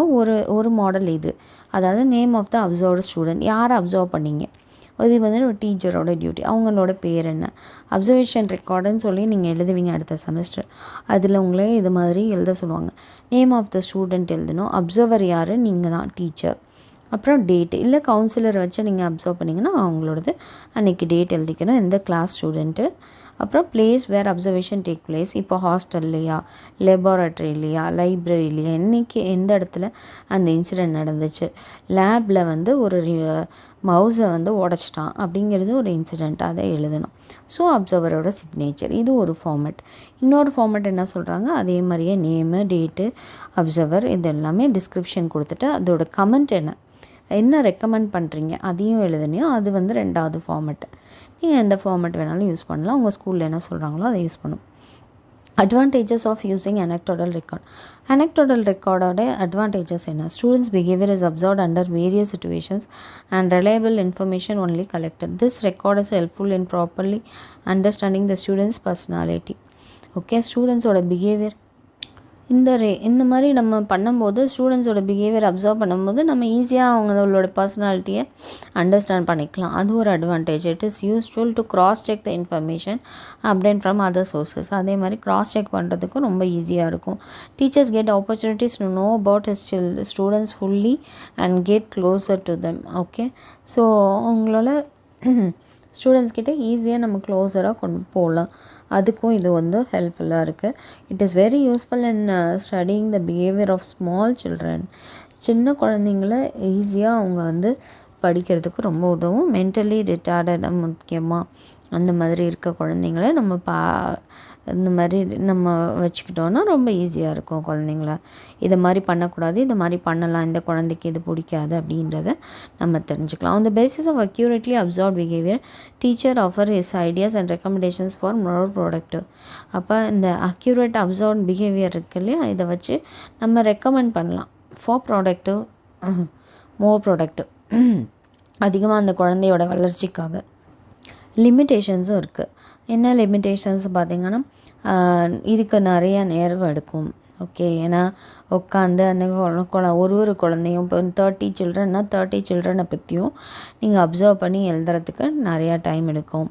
அண்ட் ஸ்டடி ஒரு குழந்தைய பற்றி நீங்கள் ஸ்டடி பண்ணணுன்னா அந்த அனெக்டோடல் ரெக்கார்ட் எடுத்து படிக்கிறதுக்கும் டைம் எடுக்கும். ஒர்க் லோட் வந்து இன்க்ரீஸ் ஆகும். டீச்சருக்கு அதிகமான ஒர்க் லோடு, பேப்பர் நோட்டு இதெல்லாம் கரெக்ட் பண்ணுறதையும் வச்சுட்டு இந்த அனெக்டோடல் ரெக்கார்டையும் ஒரு சில்ட்ரன் பற்றி எழுதுறது ரொம்ப ஒர்க் லோடு ஆயிரும். And the present behaviour of the student differs very much from the recorded behaviour. அதே மாதிரி ப்ரெசன்ட் பிஹேவியரை பார்த்துட்டு இந்த ரெக்கார்டட் பிஹேவியரையும் பார்த்தா நமக்கு பயங்கர டிஃப்ரெண்ட்டாக இருந்துச்சுன்னா அது ஒரு பெரிய இதாக இருக்குது. Teachers who by chance look in to the record may develop wrong notions. சில பேர் ராங்காக அண்டர்ஸ்டாண்ட் பண்ணி அந்த குழந்தைய இது பண்ணவும் சான்ஸ் இருக்குது. இன்னும் எக்ஸாஜுரேட்டட் டிஸ்கிரிப்ஷன் பாருங்கள், எக்ஸாஜுரேட் பண்ணி இந்த குழந்தை ஒரு சின்ன இன்சிடெண்ட் தான் பண்ணியிருக்கோம், அந்த குழந்தைய எக்ஸாஜுரேட் பண்ணி இப்படி தான் பண்ணுச்சு அப்படின்னு சொல்லிட்டு சில டீச்சர்ஸ், நிறைய டீச்சர்ஸ் வந்து பேரண்ட் கிட்ட அப்படி தான் சொல்கிறது. ஏன்னா பேரண்ட்க்கு தெரியாத குழந்தைங்க அப்படின்னு மே lead to miss understand the student. அதே மாதிரி டீச்சர்ஸை வந்து மிஸ் அண்டர்ஸ்டாண்ட் பண்ணிக்கலாம். இந்த மாதிரி அப்சர்வேஷன் அனெக்டோடல் ரெக்கார்டை படிச்சுட்டு informations recorder will be useful only if they are accurate and comprehensive. இது எப்போ யூஸ்ஃபுல்லாக இருக்குன்னா அது கரெக்டாக அக்யூரேட்டாகவும் காம்ப்ரிஹென்சிவாக இருந்துச்சுன்னா மட்டும்தான் அது வந்து யூஸ்ஃபுல்லாக இருக்கும். If the described behavior is isolated from the social background, its real nature cannot become clear. Okay, real nature வந்து கிளியராக இருக்காது, சோஷியல் பேக்ரவுண்ட் வந்து ஐசோலேட் ஆகும். Okay, adequate number of incidents taking place now and then is very much limited. இப்போ அடிக்கடி ஒரு incident நடக்குது அப்படின்னா அது வந்து வேரி ஆகலாம். It may be limited also அப்படின்னு சொல்கிறாங்க. இதுதான் வந்து அனெக்டோடல் ரெக்கார்ட் அப்படின்றது. செக்லிஸ்ட் அடுத்தது. செக்லிஸ்ட் நமக்கு தெரியும், நம்ம வீட்டில் என்னென்ன ஜாமான் இருக்குது செக்லிஸ்ட் பண்ணுறோம் இல்லையா, ஸோ அதே மாதிரி தான் இங்கேயும் அதே மாதிரி செக்லிஸ்ட்டை பார்க்குறாங்க. It is a simple laundry list type of device consisting of prepare list of items. இன்றைக்கி நீங்கள் டூர் போகணுன்னா என்னென்ன எடுத்து வச்சுக்கணும் அப்படிங்கிறது ஒரு செக்லிஸ்ட் வச்சுருப்பீங்க இல்லையா. லாண்ட்ரியில் எவ்வளோ பேண்ட்டு, எவ்வளோ ஷர்ட்டு, எவ்வளோ சுடிதார்ஸ், எவ்வளோ வந்து கொடுக்குறீங்க அப்படிங்கிறத நீங்கள் லிஸ்ட் போட்டு வச்சுருப்பீங்க. ஸோ அது மாதிரி தான் செக்லிஸ்ட்டும் அப்படின்னு சொல்கிறாங்க. It is use to record the presence or absence of the item by checking yes or no. Okay, இருக்கா இல்லையான்றதுக்கு நம்ம ஒரு டிக் போட்டு வைப்போம். இல்லை இந்த மளிகை ஜாமான் வரலை அப்படின்னா ராங் போட்டு வச்சுருப்போம்ல. ஸோ எஸ் ஆர் நோ அப்படின்னு சொல்கிறாங்க. Or the type or number of items present may be indicated by inserting the appropriate word or number. Checklist has the advantage of recording the systematized observations covering almost all the important aspects of the object or act observed. செக்லிஸ்ட்டுன்றது ஒரு பெரிய நல்ல advantage தான். Recording information இருக்கா இல்லையான்றதை ஈஸியாக நம்ம பார்க்குறதுக்கு. அப்போ ஒரு டிக் மார்க் புட் எக்ஸாம்பிள் சொல்கிறாங்க, புட் டிக் மார்க் இந்த bracket against the following statements. இப்போ உங்களுக்கு ஒரு செக்லிஸ்ட் கொடுத்துருக்காங்க, அதில் நீங்கள் எஸ் ஆர் நோன்னு சொல்லி நீங்கள் கொடுங்கன்னு சொல்கிறாங்க. டிக் மார்க் மட்டும் போடுங்க. Okay, so following statement which you consider as describing you correctfully. I make friends easily, இது வந்து எஸ் ஆர் நோ நீங்கள் போட்டுக்கோ. எனக்கு எஸ், உங்களுக்கு நோனா நீங்கள் எப்படி போட்டுக்கோங்க. I like to go alone in long distance walking. Okay, so அது வந்து எனக்கு ரொம்ப கஷ்டம் அப்படின்னா நீங்கள் எப்படி சொல்லணும். இல்லை ஓகே அப்படின்னா நீங்கள் ஓகே சொல்லணும். I take much care about my belongings. என்னுடைய பிலாங்கிங்ஸ், என்னுடைய பொருட்களில் நான் ரொம்ப அக்கறையாக கவனமாக இருப்பேன் அப்படின்னா எப்படி சொல்லணும். இல்லைன்னா இல்லை. ஓகே, ஸோ இவங்க என்ன சொல்லியிருக்காங்க, வெறும் டிக் மார்க் மட்டும். அப்போ நீங்கள் இது ஒரு சர்டன் நம்பர் ஆஃப் கொஸ்டின்ஸை எக்ஸாம்பிளாக கொடுத்து நீங்கள் செக்லிஸ்ட்டு கொடுத்தீங்கன்னா அது ஒரு பேராகிராஃபாக முடிஞ்சிடும். அப்போ செக்லிஸ்ட்னால் என்ன டெஃபினேஷன், இந்த எக்ஸாம்பிள் கொடுத்தீங்கன்னா கூட போதும். யூசஸ் ஆஃப் செக்லிஸ்டோட யூசஸ் என்ன, in collecting educational statistics to find out the needs of students. So educational statistics வச்சு ஸ்டூடெண்ட்ஸோட நீட்ஸ் என்ன, அவங்களுக்கு ஃப்ரீயாக ட்ரெஸ் கொடுக்கணும், ஃப்ரீயாக ஃபுட் கொடுக்கணும், இன்னும் ஃப்ரீ என்னென்ன கொடுக்கணுமோ அதெல்லாம் கூட நம்ம எழுதிக்கலாம். அதுக்கு கூட செக்லிஸ்ட் யூஸ்ஃபுல்லாக இருக்கும். Facilities available in educational institution and to observe and record students behaviour traits. ஃபெசிலிட்டிஸ்க்காகவும் இருக்கும், ஸ்டூடெண்ட்ஸோடைய பிஹேவியரல் ட்ரைட்ஸ்க்கும் நம்ம என்ன பண்ணிக்கலாம், செக்லிஸ்ட் வந்து யூஸ் பண்ணிக்கலாம். Okay, they are also useful to find out the students learning efficiency. அதே மாதிரி எஃபிஷியன்சி, எப்படி இந்த குழந்தை எஃபிஷியண்ட்டாக மேக்ஸ் போடுறாங்களா, தமிழ் எப்படி லேர்ன் பண்ணுறாங்க அப்படிங்கிறத நம்ம பார்க்குறதும். Evaluating the effectiveness of class room teaching learning activities. அதே மாதிரி எவாலுவேட் பண்ணுறதுக்கும் இது வந்து செக்லிஸ்ட்டுன்றது ரொம்ப யூஸ்ஃபுல்லாக இருக்கும் அப்படின்னு சொல்கிறாங்க. இதில் மெரிட்ஸ் இருக்குது. மெரிட்ஸ் என்னென்னு பார்த்தீங்கன்னா, செக்லிஸ்ட் வந்து ஈஸியாக இருக்கும் இன்வெஸ்டிகேட்டருக்கு, எஸ்ஸு நோன்னு போட்டுடலாம். Okay, informant for respondents also. Okay, it takes only a few minutes to fill. ஒரு ஃபியூ மினிட்ஸ் தான். டிக் மார்க் போடுறது பாருங்கள், ரொம்ப ஈஸியாக இருக்குது. இதே அனெக்டோடல் ரெக்கார்ட்னால் நீங்கள் ஒன்றொன்றுத்தையும் ப்ரூஃபோடு அதே மாதிரி நீங்கள் டிஸ்கிரைப் பண்ணி எழுதணும். செக்லிஸ்ட் வந்து டக்குன்னு பார்த்தோன்னே இந்த குழந்தை எஸ் இப்படி தான், இந்த குழந்தை இப்படி தான் அப்படின்றத நம்ம போடலாம். As informations are obtain through observation there is no need to doubt them. Okay, so information எல்லாத்தையும் நம்ம அப்சர்வ் பண்ணதுனால அவங்களுக்கு நம்ம டவுட் பண்ணாமல் நம்ம கொடுத்துடலாம். Each segment of the information are item could be used easily to compute its frequency, average and percentage. ஒவ்வொரு segment of information இல்லைன்னா ஒரு ஐட்டமும் ஈஸியாக நம்ம ஃப்ரீக்வெண்ட்டாக ஆவரேஜ் பர்சன்டேஜை நம்ம வந்து கால்குலேட் பண்ணிக்கலாம். இதுலேயும் லிமிட்டேஷன்ஸ் இருக்குது. என்னென்னு பார்த்தீங்கன்னா, checklist not helpful to gather complex information. ஒரு காம்ப்ளெக்ஸான இன்ஃபர்மேஷனை நம்ம வந்து செக்லிஸ்ட்டை வச்சு நம்மளால் கொடுக்க முடியாது. அப்ஜெக்டிவ்லி அது ஹெல்ப்ஃபுல்லாக இருக்காது. அப்படி நம்ம காம்ப்ளெக்ஸான இன்ஃபர்மேஷனை எஸ்ஸு நோன்னு சொல்லி கொடுத்தோன்னா அது வந்து ஒன்றும் புரியாது மற்றவங்களுக்கு. Objectively of the checklist cannot be stated with certainty. அது மாதிரி சில அப்ஜெக்டிவ்ஸாக நம்ம கொடுக்க முடியாது சர்டன் இன்ஃபர்மேஷன்ஸை அப்படின்னு சொல்கிறாங்க. அடுத்தது ரேட்டிங் ஸ்கேல், 6th லாஸ்ட்டுன்னு நினைக்கிறேன். is a device containing a set of graded categories in a small numbers that helps in rating scale-நாவே நம்ம ரேட் பண்ண சொல்கிறாங்க இல்லையா. 5 ஸ்டார் ரேட்டிங், என்னோடய ஆப்புக்கு நீங்கள் எந்த ரேட்டிங் கொடுக்குறீங்க அப்படின்னு சொல்லுங்கள் அப்படின்னு சொல்கிறாங்க இல்லையா. ஸோ அது மாதிரி தான். that helps an individual to express his or her judgment regarding how much certain characteristics, traits or attributes are present in some situation, object or behaviour. அப்போ சர்டன் சுச்சுவேஷன், சர்டன் ஆப்பு இதெல்லாம் எப்படி வந்து இருக்குன்றதை நீங்கள் ரேட்டிங் ஸ்கேலை வச்சு சொல்லுங்கன்னு சொல்கிறாங்க. ரேட்டிங் ஸ்கேலுன்றது சுப்பீரியர் டு செக்லிஸ்ட், செக்லிஸ்ட்டோட சுப்பீரியர். செக்லிஸ்ட்டில் எஸ்ஸு நோ இது 2 தான் இருக்குது. ரேட்டிங் ஸ்கேலில் 1 2 3 4 5ன்னு போட்டுக்கலாம். as it is not only finds out whether a certain characteristic, trait or attribute is present or not, but also evaluates how much of it is present. Okay, definition, that's strong, defines a rating scale as essential device for direct observation. Direct on observation, it is a device having a set of few graded categories to judge whether a given characteristic, trait or attribute is present or not. Okay, ஒரு given ஒரு tried கொடுக்குறாங்க, anchor அப்படின்னு சொல்கிறாங்க, இல்லைன்னா polite அப்படின்னு அமைதியான குழந்தை அப்படின்னு சொல்கிறாங்க. இப்போ இந்த குழந்தைய எப்படி ரேட் பண்ணுவீங்க? ஓகே, இந்த குழந்தை எஸ் வெரி பொலைட்டுன்னு 5 கொடுப்பீங்களா, இல்லை 4 ஸ்டார் கொடுப்பீங்களா, இல்லை 3 ஸ்டார் கொடுப்பீங்களா? அது அந்த சிச்சுவேஷனை பொறுத்து அந்த எல்லாத்தையும் பொறுத்து நம்ம கொடுப்போம். Rating is a term applied to expression of opinion or judgment. உங்களோட ஒப்பீனியனு இல்லைனா judgment regarding some situation character or object இதை பொறுத்து. Opinions are usually expressed on a scale of values. Rating techniques are devices by such judgments may be quantified. AS bar. Okay, so இதை தான் டெஃபினேஷனாக கொடுத்துருக்காங்க. Constructing எப்படி நீங்கள் வந்து ஒரு rating ஸ்கேலை கன்ஸ்ட்ரக்ட் பண்ணுவீங்க? 3 ways இருக்குது இதில். ஓகே, ரேட்டிங் ஸ்கேலுன்றது உங்களுக்கு தெரியும். நியூமரிக்கல் ரேட்டிங் ஸ்கேலாக இருக்கலாம், இல்லை டிஸ்கிரிப்டிவாகவும் இருக்கலாம், இல்லை கிராஃபிக்காகவும் இருக்கலாம். அதுக்கு நியூமரிக்கல் ரேட்டிங் ஸ்கேல்னால் நம்ம 1 2 3 4 ஸ்டார் சொல்கிறேன் இல்லையா? ஸோ அது மாதிரியும் இருக்கலாம். நெகட்டிவ்ஸ்லேயும் இருக்கலாம், -2 -1 0 1 2லேயே கூட இருக்கலாம். இல்லை சிம்பிள்ஸ் லைக் ABCD கூட நீங்கள் கொடுத்த ரேட்டிங் ஸ்கேல் கொடுக்கலாம். Generally 1 is consider to be lowest, 5 is the highest இல்லையா? நம்ம ஒரு ஸ்டார் கொடுத்துச்சுன்னா அது லோவஸ்ட்டு, வெரி நல்லாவே இல்லைன்னு அர்த்தம். அப்போ 5 ஸ்டார் கொடுத்தோன்னா ரேட்டிங் வந்து சூப்பராக இருக்குது இந்த ஆப்புன்னு அர்த்தம் இல்லையா? ஸோ 5 வந்து ஹையஸ்ட்டாக இருக்குது. இதில் similarly A is consider to be the lowest and E வந்து ஹையஸ்ட்டாக இருக்கும். Usually rating scale having 3 5 7 or 7 points இந்த மாதிரி தான் அவங்க வச்சுருப்பாங்க அப்படின்றாங்க.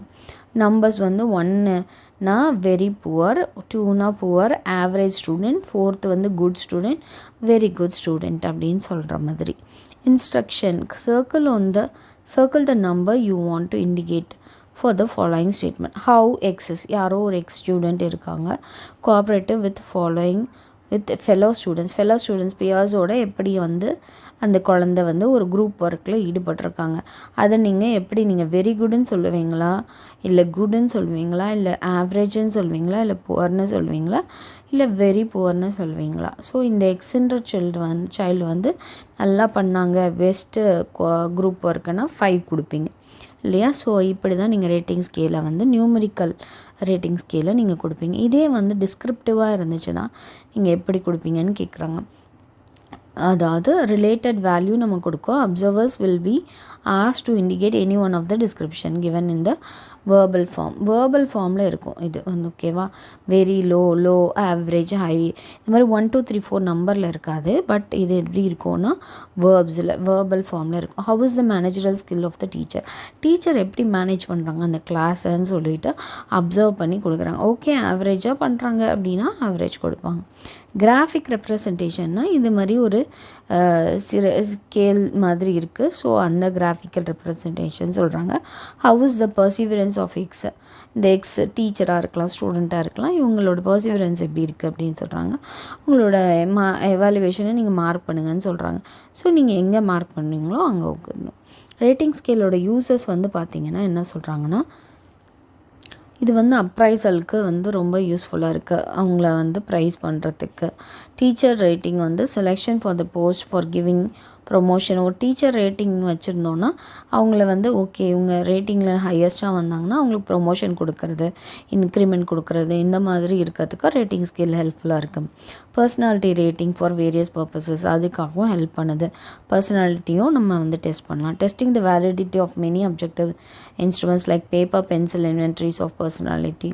ஸோ பேப்பர், பென்சில் எப்படி ஹேண்டில் பண்ணுறாங்க அதுலேயும் நம்ம வந்து அவங்கள வந்து ரேட் பண்ணலாம். School appraisal including appraisal of course, practices and programs, அதில் எப்படி பர்ஃபார்ம் பண்ணுறாங்கன்னு டீச்சர்ஸையும் பண்ணலாம், அது மாதிரி ஸ்டூடெண்ட்டையும் பண்ணலாம். Judging the competitors for their proficiency in various competitions. இப்போ வந்து அது மாதிரி எலக்யூஷன் நடந்துச்சுன்னா அதில் எப்படி பர்ஃபார்ம் பண்ணுறாங்க, எஸ்ஏ காம்படிஷன், பெயிண்டிங்கு, மியூசிக்கு, இதிலெல்லாம் எப்படி அவங்க பர்ஃபார்ம் பண்ணுறாங்க அதுக்குரியது. மெரிட்ஸ் என்ன, ஈஸி டு எவாலுவேட். ஓகே, ஈஸியாக நம்ம எவாலுவேட் பண்ணலாம் through rating. Less time consuming, ரொம்ப இதுக்கு டைம் தேவையில்லை, ஈஸியாக நம்ம சொல்லலாம். 1 2 3 4 5ல் ஒரு நம்பரை நம்ம சொல்லலாம். Not much training is needed for the raters. Much training தேவை கிடையாது. Various factors like personality, teaching, evaluating the performance of educational institutions, cultural programs could be separately and later their combined value may be worked out. Limitations என்ன அப்படின்னு பார்த்தீங்கன்னா, இது ஈஸியாக இருக்குது அதனால நான் போயிட்டேன். Rater may find it difficult to understand the qualities to be assessed. சில நேரம் டிஃபிகல்ட்டாக இருக்கும் எப்படி நம்ம வந்து இதை வந்து பண்ணுறது இந்த குழந்தைக்கு அப்படின்றது. ஏன்னா ஆவரேஜாகவும் இருப்பாங்க அந்த குழந்தைங்க, கொஞ்சம் நல்லாவும் பண்ணுவாங்க, அந்த மாதிரி இருக்காது. There is the inherent danger of personal likes. இதில் வந்து பர்சனல் லைக்ஸ் அண்ட் டிஸ்லைக்ஸை இவங்க காமிக்கிறதுக்கும் வாய்ப்புகள் இருக்குது.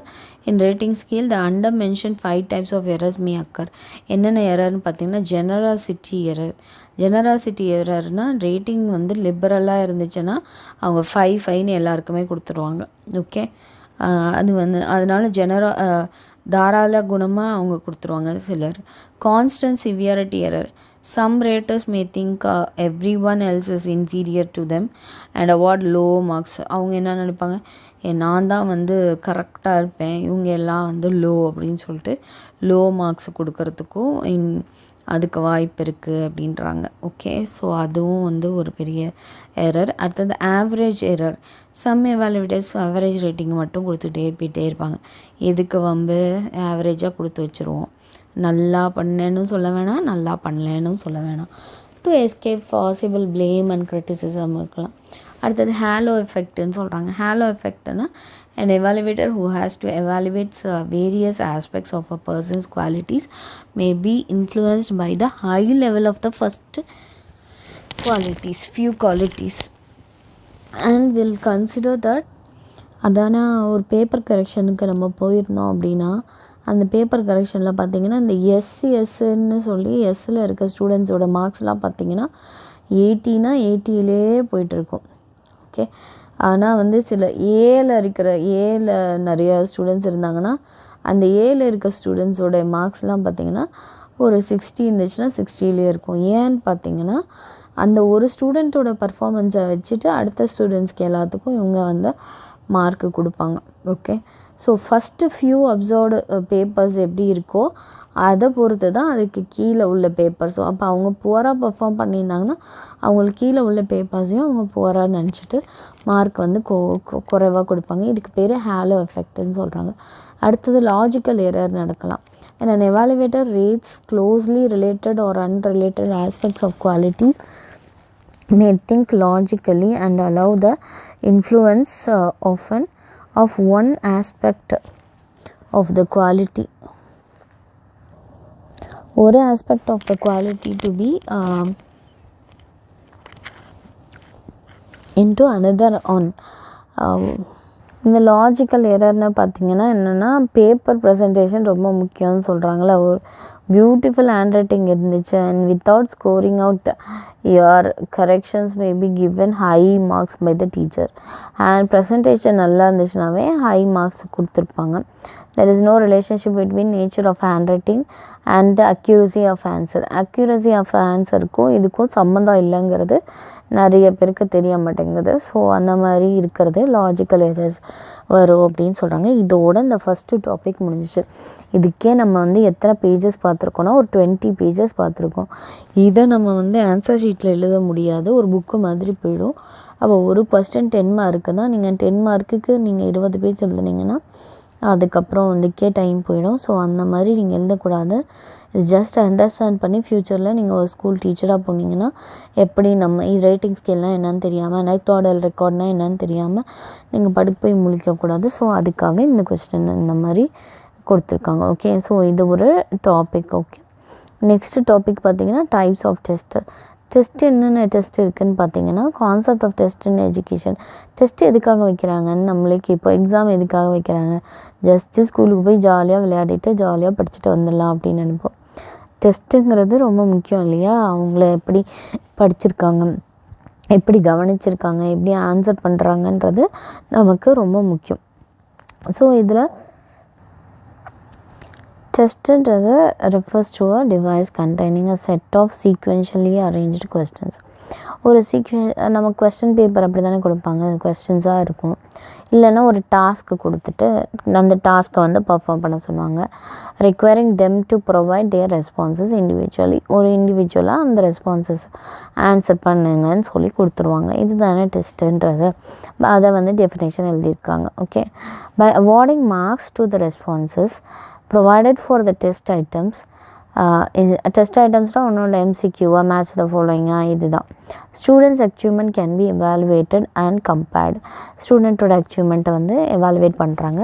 ஓகே, இந்த ஸ்டூடெண்ட் மேட்ச் த ஃபாலோயிங்கில் 5 out of 5, 4 out of 4 அப்படின்னு சொல்லி நம்ம பார்க்குறோம் இல்லையா. ஸோ அந்த மாதிரி எவாலுவேட் பண்ணி அதை கம்பேரும் பண்ணுறாங்க. ஓகே, எம்சிக்யூவில் ஒழுங்காக பண்ணல, ஷார்ட் ஆன்சர் நல்லா பண்ணியிருக்காங்க அப்படிங்கிறத பார்க்குறாங்க. Test could be conducted daily. டெஸ்ட்டுங்கிறது வீக்லி இருக்கலாம், டெய்லி இருக்கலாம், இல்லை மந்த்லி ஒன்ஸ் இருக்கலாம், இல்லை during the period of training or a course of study, இதெல்லாம் இப்போல்லாம் நடக்கும். டெஸ்ட் மேபி ஓரலாகவும் இருக்கலாம், ரிட்டன் ஃபார்மாகவும் இருக்கலாம் அப்படின்னு சொல்கிறாங்க. கேட்டகரைசேஷன் ஆஃப் டெஸ்ட்டுக்கு வந்து கேட்டகரிஸ் இருக்குது. ஓகே, இதில் அதர் டைப்ஸு என்னென்ன அப்படின்னு பார்த்தீங்கன்னா achievement test, diagnostic test, prognostic. So 3 types of டெஸ்ட்டுனா என்ன டெஃபினேஷன் எழுதிக்கோங்க. அடுத்தது 3 டைப்ஸ் ஆஃப் டெஸ்ட் இருக்குது. First achievement test. அச்சீவ்மெண்ட் டெஸ்ட்னால் மீனிங் என்ன? மெஷரிங் த அச்சீவ்மெண்ட்ஸ் ஆஃப் ஸ்டூடெண்ட்ஸோட அச்சீவ்மெண்ட்டை மெஷர் பண்ணுறது. டயக்னாஸ்டிக் டெஸ்ட்லாம் என்ன?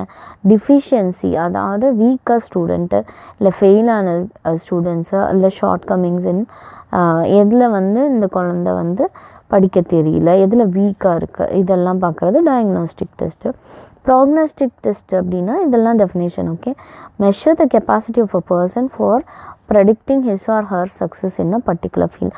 ஒரு பர்டிகுலர் ஃபீல்டில் இந்த குழந்தையோட கெப்பாசிட்டி என்ன, அதோட சக்ஸஸ் என்ன அப்படிங்கிறத பார்க்குறது தான் ப்ராக்னாஸ்டிக் டெஸ்ட்டு. ஒன்று நம்ம பார்ப்போம். அச்சீவ்மெண்ட் டெஸ்ட்னால் என்ன சொன்னோம்? மீனிங் என்னன்னா, a test measures the level of performance achieved by an individual after a period of instruction or training is called an achievement test. achievement testங்கிறது எப்படின்னா ஆனுவல் எக்ஸாம், டேர்ம் எக்ஸாம், இதெல்லாம் சொல்கிறது தான் வந்து அச்சீவ்மெண்ட் டெஸ்ட்டு. நமக்கு semester exam என்ன in between வந்து காலேஜஸில் நமக்கு எக்ஸாம்ஸ்லாம் வச்சுருந்தாலும் நமக்கு வந்து அச்சீவ்மெண்ட் எக்ஸாம், அச்சீவ்மெண்ட் டெஸ்ட் அப்படின்னு சொன்னாக்க என்னென்னா செமஸ்டர் தான் உங்களை அச்சீவ் பண்ண வைக்கிறது இல்லையா. டிகிரி நீங்கள் வைக்கிறீங்க, இந்த செமஸ்டரில் எவ்வளோ மார்க்ஸ் அச்சீவ் பண்ணியிருக்கீங்க, ஸோ அதுதான் அச்சீவ்மெண்ட் டெஸ்ட்டு. இது கேட்டுகிட்டே இருப்பாங்க, 4th செமஸ்டர்லேயும் இது வரும். ஓகே, ஸோ அச்சீவ்மெண்ட் டெஸ்ட்டுன்றது என்னது? ஃபைனலாக வர மார்க் ஷீட்ஸ் தான். Okay, any test that measures that attainments of an individual after a period of training or learning is called an achievement டெஸ்ட்டுன்னு சொல்லி டவைன் சொல்லியிருக்காரு. அடுத்தது, achievement test is a tool to measure the level of proficiency achieved by a pupil. ஒரு குழந்தைனால, ஒரு ஸ்டூடெண்ட்னால அப்புறம் அதோட ப்ரொஃபிஷியன்சி என்னன்றதை சொல்கிறது தான். What and how much has been learned by the pupil. அதான் டொனால்ட் சூப்பர்ன்றவர் இதுக்கு அச்சீவ்மெண்ட் டெஸ்ட்டுக்கு ஒரு டெஃபினேஷன் கொடுத்துருக்காரு. அடுத்தது எக்ஸாம்பிள் என்ன சொல்கிறாங்க? யூனிட் டெஸ்ட் வைக்கிறாங்க இல்லையா, ஒரு யூனிட்டை கம்ப்ளீட் பண்ணோன்னே வைக்கிற டெஸ்ட்டு. அதே மாதிரி monthly test, term exam, annual exam, இது எல்லாமே என்ன எக்ஸாமினேஷன்? அச்சீவ்மெண்ட் டெஸ்ட்டுன்னு சொல்கிறாங்க. எதுக்காக? இந்த பர்பஸ் என்ன? பர்பஸ் இல்லைன்னா ஃபங்க்ஷன்ஸ் என்னன்னு கேட்குறாங்க. Measure the proficiency achieved in knowledge. ஒரு குழந்தை எவ்வளோ தூரம் இந்த சயின்ஸில் நாலேஜை கேதர் பண்ணியிருக்கு, அண்டர்ஸ்டாண்ட் பண்ணியிருக்கு, அதுக்கு என்ன ஸ்கில்ஸ் இருக்குது, இதெல்லாம் பார்க்குறதுக்காக தான் இந்த அச்சீவ்மெண்ட் டெஸ்ட் வச்சுருக்காங்கன்னு சொல்கிறாங்க. அடுத்தது ஹெல்ப்ஸ் அண்ட் கிரேடிங் ஸ்டூடெண்ட்ஸை கிரேட் பண்ணலாம், எவ்வளோ மார்க்ஸ் ஸ்கோர் பண்ணாங்க, அதுக்காகவும் இந்த அச்சீவ்மெண்ட் டெஸ்ட் ஹெல்ப் பண்ணுது. Helps in deciding who are all to be promoted. Next கிளாஸ்க்கு யாரெல்லாம் ப்ரொமோட் ஆகிறாங்கன்றதை நம்ம பார்க்குறதுக்காகவும் இந்த அச்சீவ்மெண்ட் டெஸ்ட் ஹெல்ப் பண்ணுது. Helps to know the entry level knowledge. Okay, entry லெவலில் எப்படி இருக்காங்க அண்ட் ஸ்கில்ஸ் எப்படி இருக்குது, இது யூனிட் டெஸ்ட் வச்சு நம்ம மந்த்லி டெஸ்ட் வச்சு இந்த குழந்தைங்கள பார்க்கலாம். At the beginning of an academic year in different subjects. Okay, so different சப்ஜெக்ட்ஸில் நம்ம பிகினிங் ஆஃப் த அகடமிக் இயர்லேயே நம்ம பார்த்து டெஸ்ட் பண்ணி அந்த ஸ்டூடெண்ட்ஸை எவாலுவேட் பண்ணலாம். Motivating students before providing a new assignment. New assignment கொடுக்கறதுக்கு முன்னாடி நம்ம இந்த குழந்தைங்கள மோட்டிவேட் பண்ணுறதுக்காகவும் இந்த அச்சீவ்மெண்ட் டெஸ்ட் நடத்தினா நல்லது. To test whether the instructional objectives have been okay. ஒரு இன்ஸ்ட்ரக்ஷனல் அப்ஜெக்டிவ்ஸ்னால் நீங்கள் இன்றைக்கி கிளாஸில் சொல்லி கொடுத்ததை அந்த குழந்தை கரெக்டாக அண்டர்ஸ்டாண்ட் பண்ணியிருக்கா இல்லையான்றதை பார்க்குறதுக்காகவும் இந்த டெஸ்ட் வைக்கிறது நல்லது அப்படின்னு சொல்கிறாங்க. Helps a teacher to know how for the teaching method employed has been successful. அந்த டீச்சர்ஸ்க்கும் இது வந்து எவ்வளோ தூரம் நம்ம டீச்சிங் மெத்தட் அவங்க அந்த குழந்தைங்களுக்கு புரிஞ்சிருக்கு அப்படிங்கிறத நம்ம தெரிஞ்சுக்கிறதுக்காகவும் இந்த டெஸ்ட் வைக்கலாம். helps the teacher know the fruits of his labor. அவங்க கஷ்டப்பட்டு உழைச்சதுக்குரிய பலன் கிடைச்சிதா அப்படிங்கிறத பார்க்குறதுக்கும் இது உதவுது. To inform the parents progress, குழந்தைங்கள பற்றி அவங்க எப்படி படிக்கிறாங்க, எவ்வளோ ப்ராக்ரஸ் காட்டிருக்காங்கன்றத சொல்கிறதுக்காகவும் இது உதவுது. To identify the content areas, அதுமாதிரி என்ன கண்டென்ட் ஏரியாவில் இந்த குழந்தை ஸ்ட்ரகிள் பண்ணுது, கஷ்டப்படுது, அப்போ அதுக்கு என்ன ரெமடியல், என்ன அதுக்கு தீர்வு செய்கிறது, எப்படி சொல்லிக் கொடுத்தா அந்த குழந்தைக்கு புரியுன்றத சொல்கிறதுக்காகவும் இந்த டெஸ்ட் ஹெல்ப்ஃபுல்லாக இருக்குது. அச்சீவ்மெண்ட் டெஸ்ட்டில் டைப்ஸ் இருக்குது. என்னென்னு பார்த்தீங்கன்னா டீச்சர் மேட் அண்ட் ஸ்டாண்டர்டைஸ்ட் டெஸ்ட்டுன்னு ஒன்று இருக்குது. அடுத்தது criterion referenced and norm referenced test. Usually they are in the form of the written test. இது எல்லாமே ரிட்டன் டெஸ்ட் ஃபார்மேட்டில் தான் இருக்கும். டீச்சர் மேட் டெஸ்ட்டு, ஸ்டாண்டர்டைஸ்ட் டெஸ்ட்டுனா என்னென்னா ஸ்பெசிஃபிக் சிலபஸ் எடுத்துக்கணும், போர்ஷன்ஸ் கவர்டு ஆகிருக்கணும், standard in which the students are studying and their general ability. So other than public examinations தவிர achievement test conducted in educational institutions R classrooms will vary in content or teaching units. Types of questions மாறலாம். Choice given in answering questions, ஒரு கொஸ்டினுக்கு நம்ம choice கொடுக்கலாம்.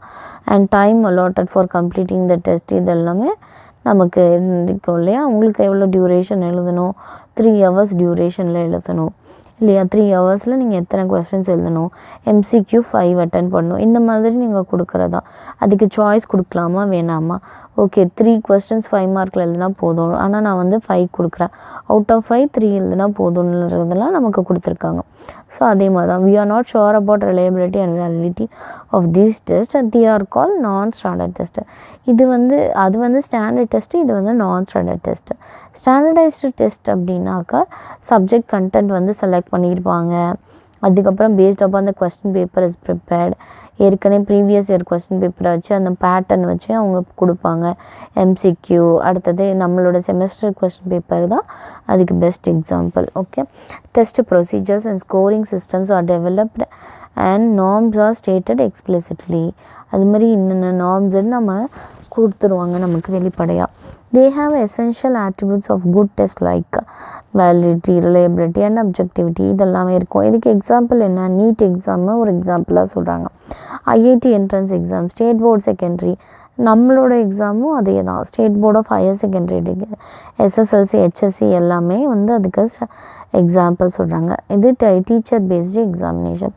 Criterion reference and norm reference டெஸ்ட்னா இப்போ test that evaluate students how far they have achieved proficiency in the subject content and skills in a particular content area are call criterion reference.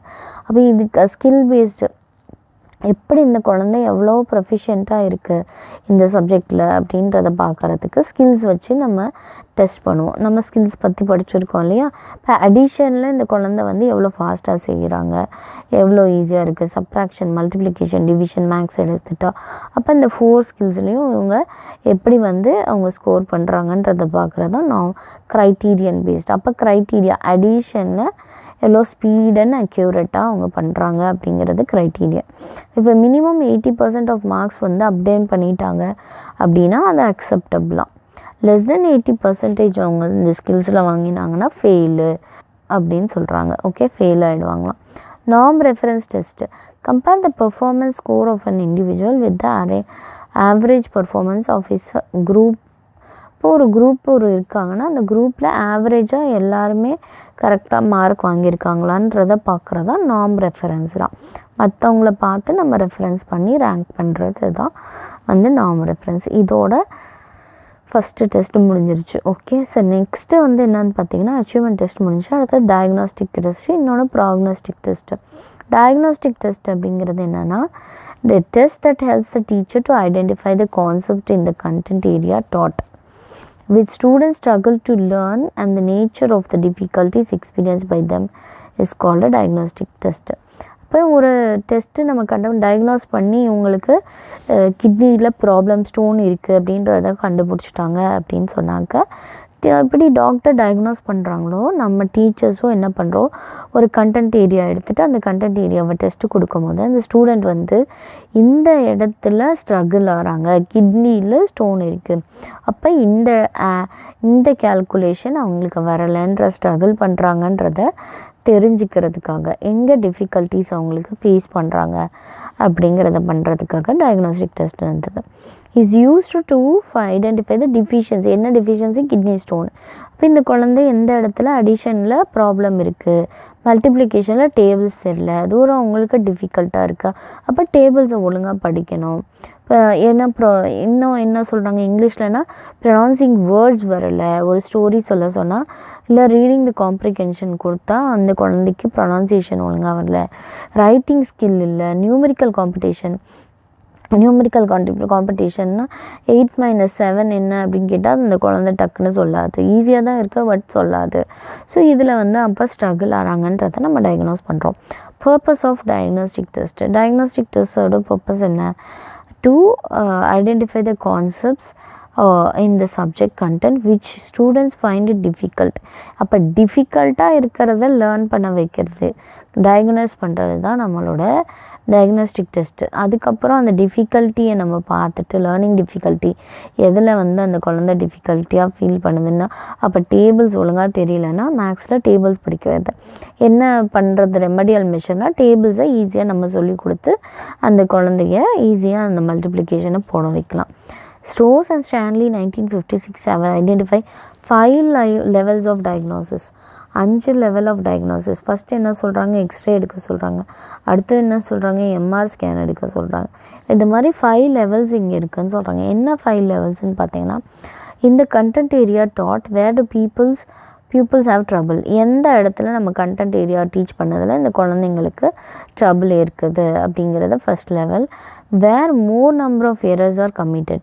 அப்போ எல்லா குழந்தைங்களும் ஒரே கொஸ்டினில் error make பண்ணியிருந்தாங்கன்னா அப்போ எந்த இடத்துல இருக்குது அப்படிங்கிறத நம்ம பார்க்கணும். why do such errors occur? ஏன் இந்த மாதிரி எரர்ஸ் வந்து வருது அப்படிங்கிறதையும் பார்க்கணும். இதுக்கு என்ன நம்ம ரெமடியல் மெஷர்ஸ் எடுக்கிறது, ஸ்பெஷல் கிளாஸ் வைப்பாங்க சில ஸ்கூல்ஸில், அந்த மாதிரி பண்ணுறது தான் remedial measures. How can the errors B prevented? இந்த எரர்ஸ் வராமல் இருக்கிறதுக்கு நம்ம என்ன பண்ணுறது? ஃபஸ்ட்டு 4 வந்து கரெக்டிவ் டயக்னோசிஸாக, 5th வந்து ப்ரிவென்டிவ் டயக்னோசிஸாக இல்லையா? கரெக்டிவ்னா இந்த ஏற்கனவே பண்ணியாச்சு, அந்த எரர் அக்கர் ஆச்சு, எந்த இடத்துல டிஃபிகல்ட்டாக இருக்குது அதை நம்ம கரெக்ட் பண்ணுவோம். 5th வந்து என்னது, வரும் முன் காப்பற டயக்னோசிஸ். ஓகே, டயக்னாஸ்டிக் டெஸ்ட்டோட யூசஸ் என்னன்னு பார்த்தீங்கன்னா, லேர்னிங் கான்செப்ட்ஸை வந்து ஐடென்டிஃபை பண்ணுறது, இல்லைனா பாயிண்ட்ஸை where the students struggle to learn, finding the errors find பண்ணுறது, students commit and their nature, அதோட நேச்சர் என்ன, இதுதான். Identifying the inadequacy in specific skills that are required to understand those concepts or points which the students struggle to learn. Okay, எந்த இடத்துல students வந்து struggle ஆகிறாங்க அதை நம்ம ஐடென்டிஃபை பண்ணி அதை ரெக்டிஃபை பண்ணணும். Which content areas require individuals individual instruction எந்த இடத்துல வேணும், எந்த கண்டென்ட் ஏரியாவில் வேணும் அப்படின்னு நம்ம பார்த்து அதை வந்து கொடுக்கணும். மாடிஃபிகேஷன்ஸ் தேவை டீச்சிங் மெத்தட்லனா நீங்கள் மாடிஃபை பண்ணிக்கலாம். ஓகே, ஒரு மல்டிப்ளிகேஷன் ஒரு எடிஷன் சொல்லி கொடுக்கும்போது இப்படி சொல்லி கொடுத்தா புரியுது, இப்படி சொல்லி கொடுக்கலன்னா புரியலன்னா நீங்கள் கோடு போட்டு சொல்லி கொடுத்து மெத்தடை மாற்றலாம். ஸோ இந்த மாதிரி நீங்கள் பண்ணணும், டீச்சிங் மெத்தடை மாற்றணும். Okay, providing feedback to the teacher and students to know there respective short Cummins இந்த டீச்சிங் லேர்னிங் ப்ராசஸ். அதே மாதிரி அவங்களுக்கு ஃபீட்பேக் கொடுக்கலாம். டீச்சர் ஸ்டூடெண்ட்க்கு கொடுக்கலாம், ஸ்டூடெண்ட் டீச்சருக்கு கொடுக்கும்போது நம்ம அதை ஈஸியாக அவங்களுக்கு இந்த மாதிரி சொல்லி கொடுத்தா தான் மேம் எங்களுக்கு புரியுதுன்னு சொல்லுவாங்க. ஸோ அந்த மாதிரி நீங்கள் அவங்களுக்கு இன்ஸ்ட்ரக்ஷன்ஸ் கேட்கலாம். Differences between achievement test and diagnostic test. Achievement டெஸ்ட்டுக்கும் டயக்னாஸ்டிக் டெஸ்ட்டுக்கும் உள்ள டிஃப்ரென்ஸ் என்ன? நீங்கள் என்னென்னு படிச்சிட்டிங்க, அப்போ அதுக்குரிய டிஃப்ரென்ஸ் என்னன்னு தெரிஞ்சுக்கலாம். Measures the level of performance of students. Achievement டெஸ்ட்னால் லெவல்ஸ் எப்படி பெர்ஃபார்ம் பண்ணியிருக்காங்க. இது வந்து கண்டென்ட் ஏரியா கான்செப்ட் அவங்களுக்கு புரிஞ்சிச்சா, எந்த இடத்துல டிஃபிகல்ட்டாக அவங்க ஃபீல் பண்ணுறாங்கன்றத ஐடென்டிஃபை பண்ணுறது. Different content areas and skills வந்து டெஸ்ட் பண்ணுறாங்க. இங்கே கண்டென்ட் ஏரியாஸும் பண்ணுறாங்க, ஸ்கில்ஸும் பண்ணுறாங்க. இங்கே டிஃபிகல்ட் டிஃப்ரெண்ட்டுன்னு போட்டிருக்கு, இங்கே டிஃபிகல்ட் கண்டென்ட் ஏரியாஸ். கண்டென்ட் ஏரியாஸையும் ஸ்கில்ஸையும் வந்து டெஸ்ட் பண்ணுறாங்க. இங்கே questions are asked from different content areas. The range of difficulty easy to difficult வரைக்கும் இருக்கும். ஈஸி கொஸ்டினும் கொடுத்துருப்பாங்க, டிஃபிகல்ட்டான கொஸ்டினும் கொடுத்துருப்பாங்க, வெரி டிஃபிகல்ட்டான கொஸ்டினும் கொடுத்துருப்பாங்க. இங்கே test each concept or skill. ஒரு ஸ்கில் அப்ளையிங் ஸ்கில்னால் அப்ளையிங் ஸ்கில்லை வச்சு டெஸ்ட் பண்ணுவாங்க, எப்படி இந்த குழந்தை வந்து அப்ளை பண்ணுது அப்படிங்கிறத. Many items and clusters can be sub test. All the test or simple and easy. எல்லா டெஸ்ட்டுமே சிம்பிளாகவும் ஈஸியாகவும் இருக்கும், அது ஒரு குரூப்பாக இருக்கும் அப்படின்னு சொல்கிறாங்க. Time for completing the test is well defined. இது நம்ம செமஸ்டர் எக்ஸாம் மாதிரி. இங்கே நோ டைம் லிமிட் வந்து செட் பண்ணியிருக்காங்க. ஓகே, இதுதான் இதுக்கும் உள்ள difference. Test times are not arranged according to the sequence of the content areas found in the syllabus.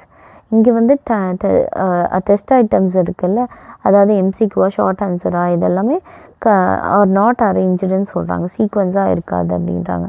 Concepts points in every lessons are arrange.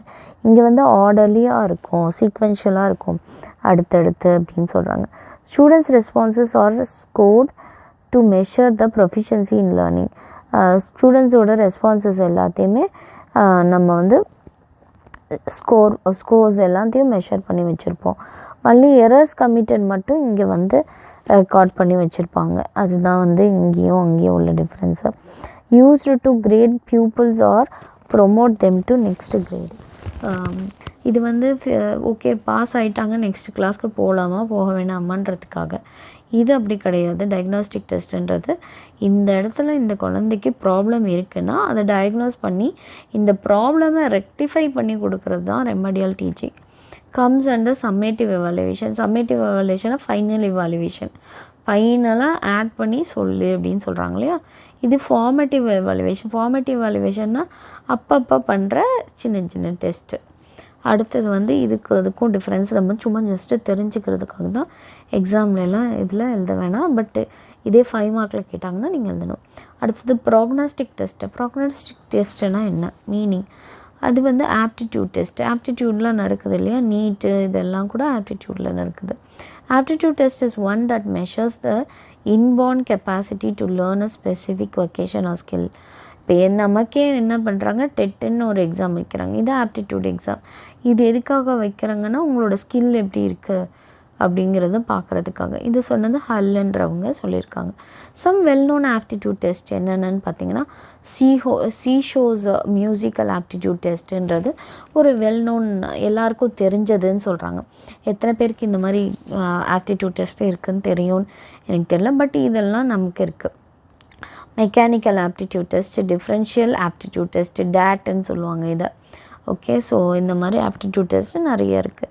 இது எதுக்காக conduct பண்ணுறாங்க அப்படின்னு பார்த்தீங்கன்னா verbal reasoning, numerical ability, maths போட்டு கொடுப்பாங்க. வேர்பல்னால் அதில் verbs எப்படி யூஸ் பண்ணுறாங்க, abstract reasoning, spatial, mechanical reasoning, clerical speed and accuracy test வைப்பாங்க. எவ்வளோ ஸ்பீடாக இந்த குழந்தை வந்து ஆன்சர் பண்ணுதுன்னு. 10 minutes 10 questions கொடுத்தா எத்தனை கொஸ்டின்ஸ் ஆன்சர் பண்ணுது, அக்யூரேட்டாக ஆன்சர் பண்ணுது அப்படின்றத பார்ப்பாங்க.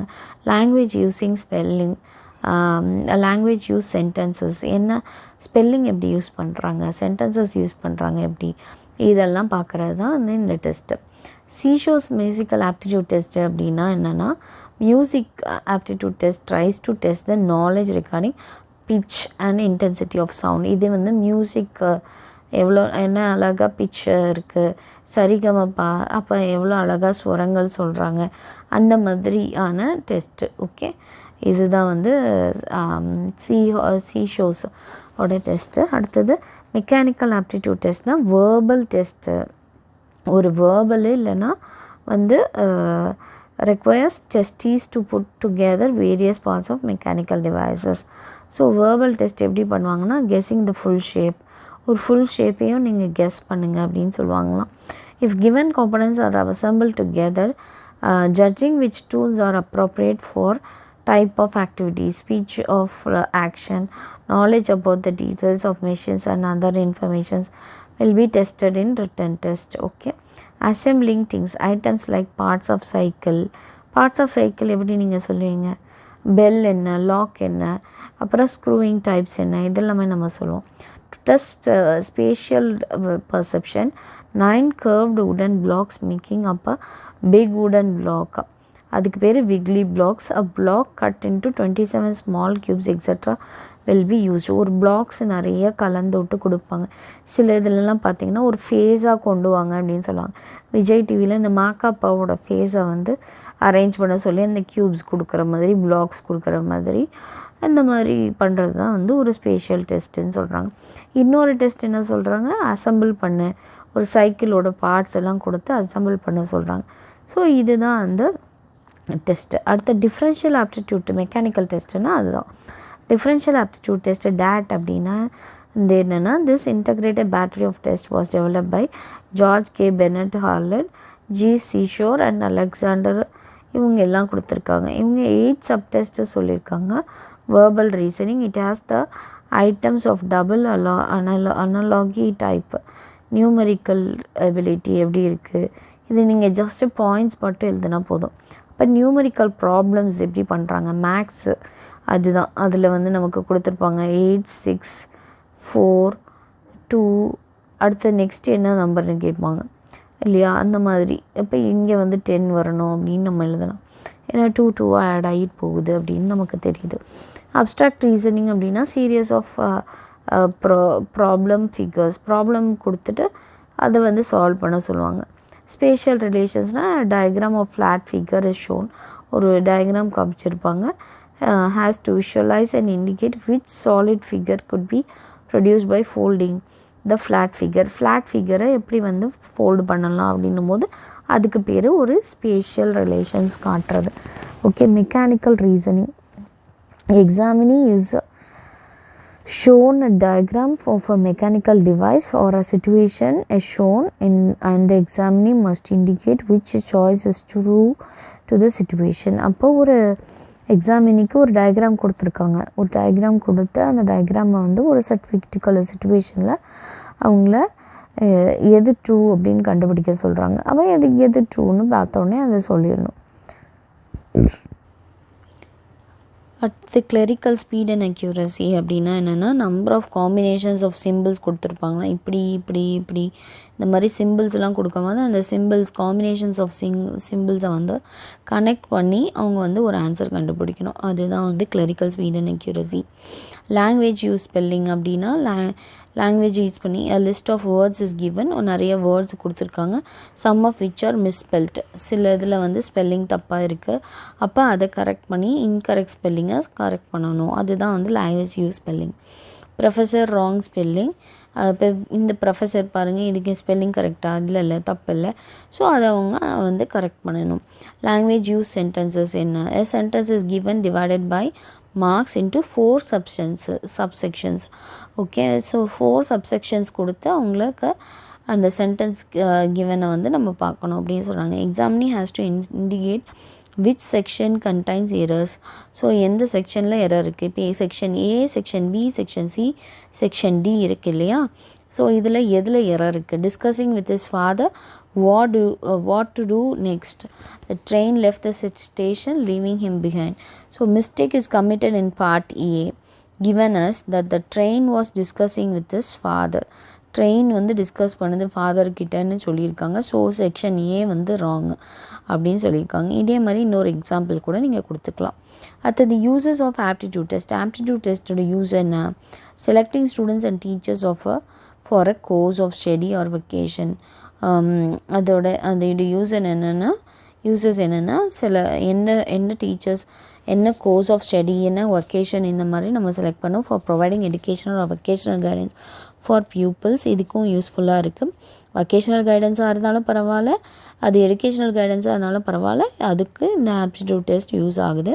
அதே மாதிரி செலெக்ஷன் அண்ட் ட்ரைனிங் ஆஃப் பீப்புளை ட்ரெயின் பண்ணுறதுக்கு, செலக்ட் பண்ணுறதுக்கு. ஓகே, இந்த ஆப்டிடியூடில் இவங்க ஸ்கில்டாக இருந்துச்சுனாங்கன்னா இவங்கள நம்ம செலக்ட் பண்ணலாம் அப்படின்னு சொல்லிட்டு நம்ம செலக்ட் பண்ணுறோம் இல்லையா. ஸோ அதுக்காக ஆப்டிடியூட் டெஸ்ட் வைக்கிறோம்.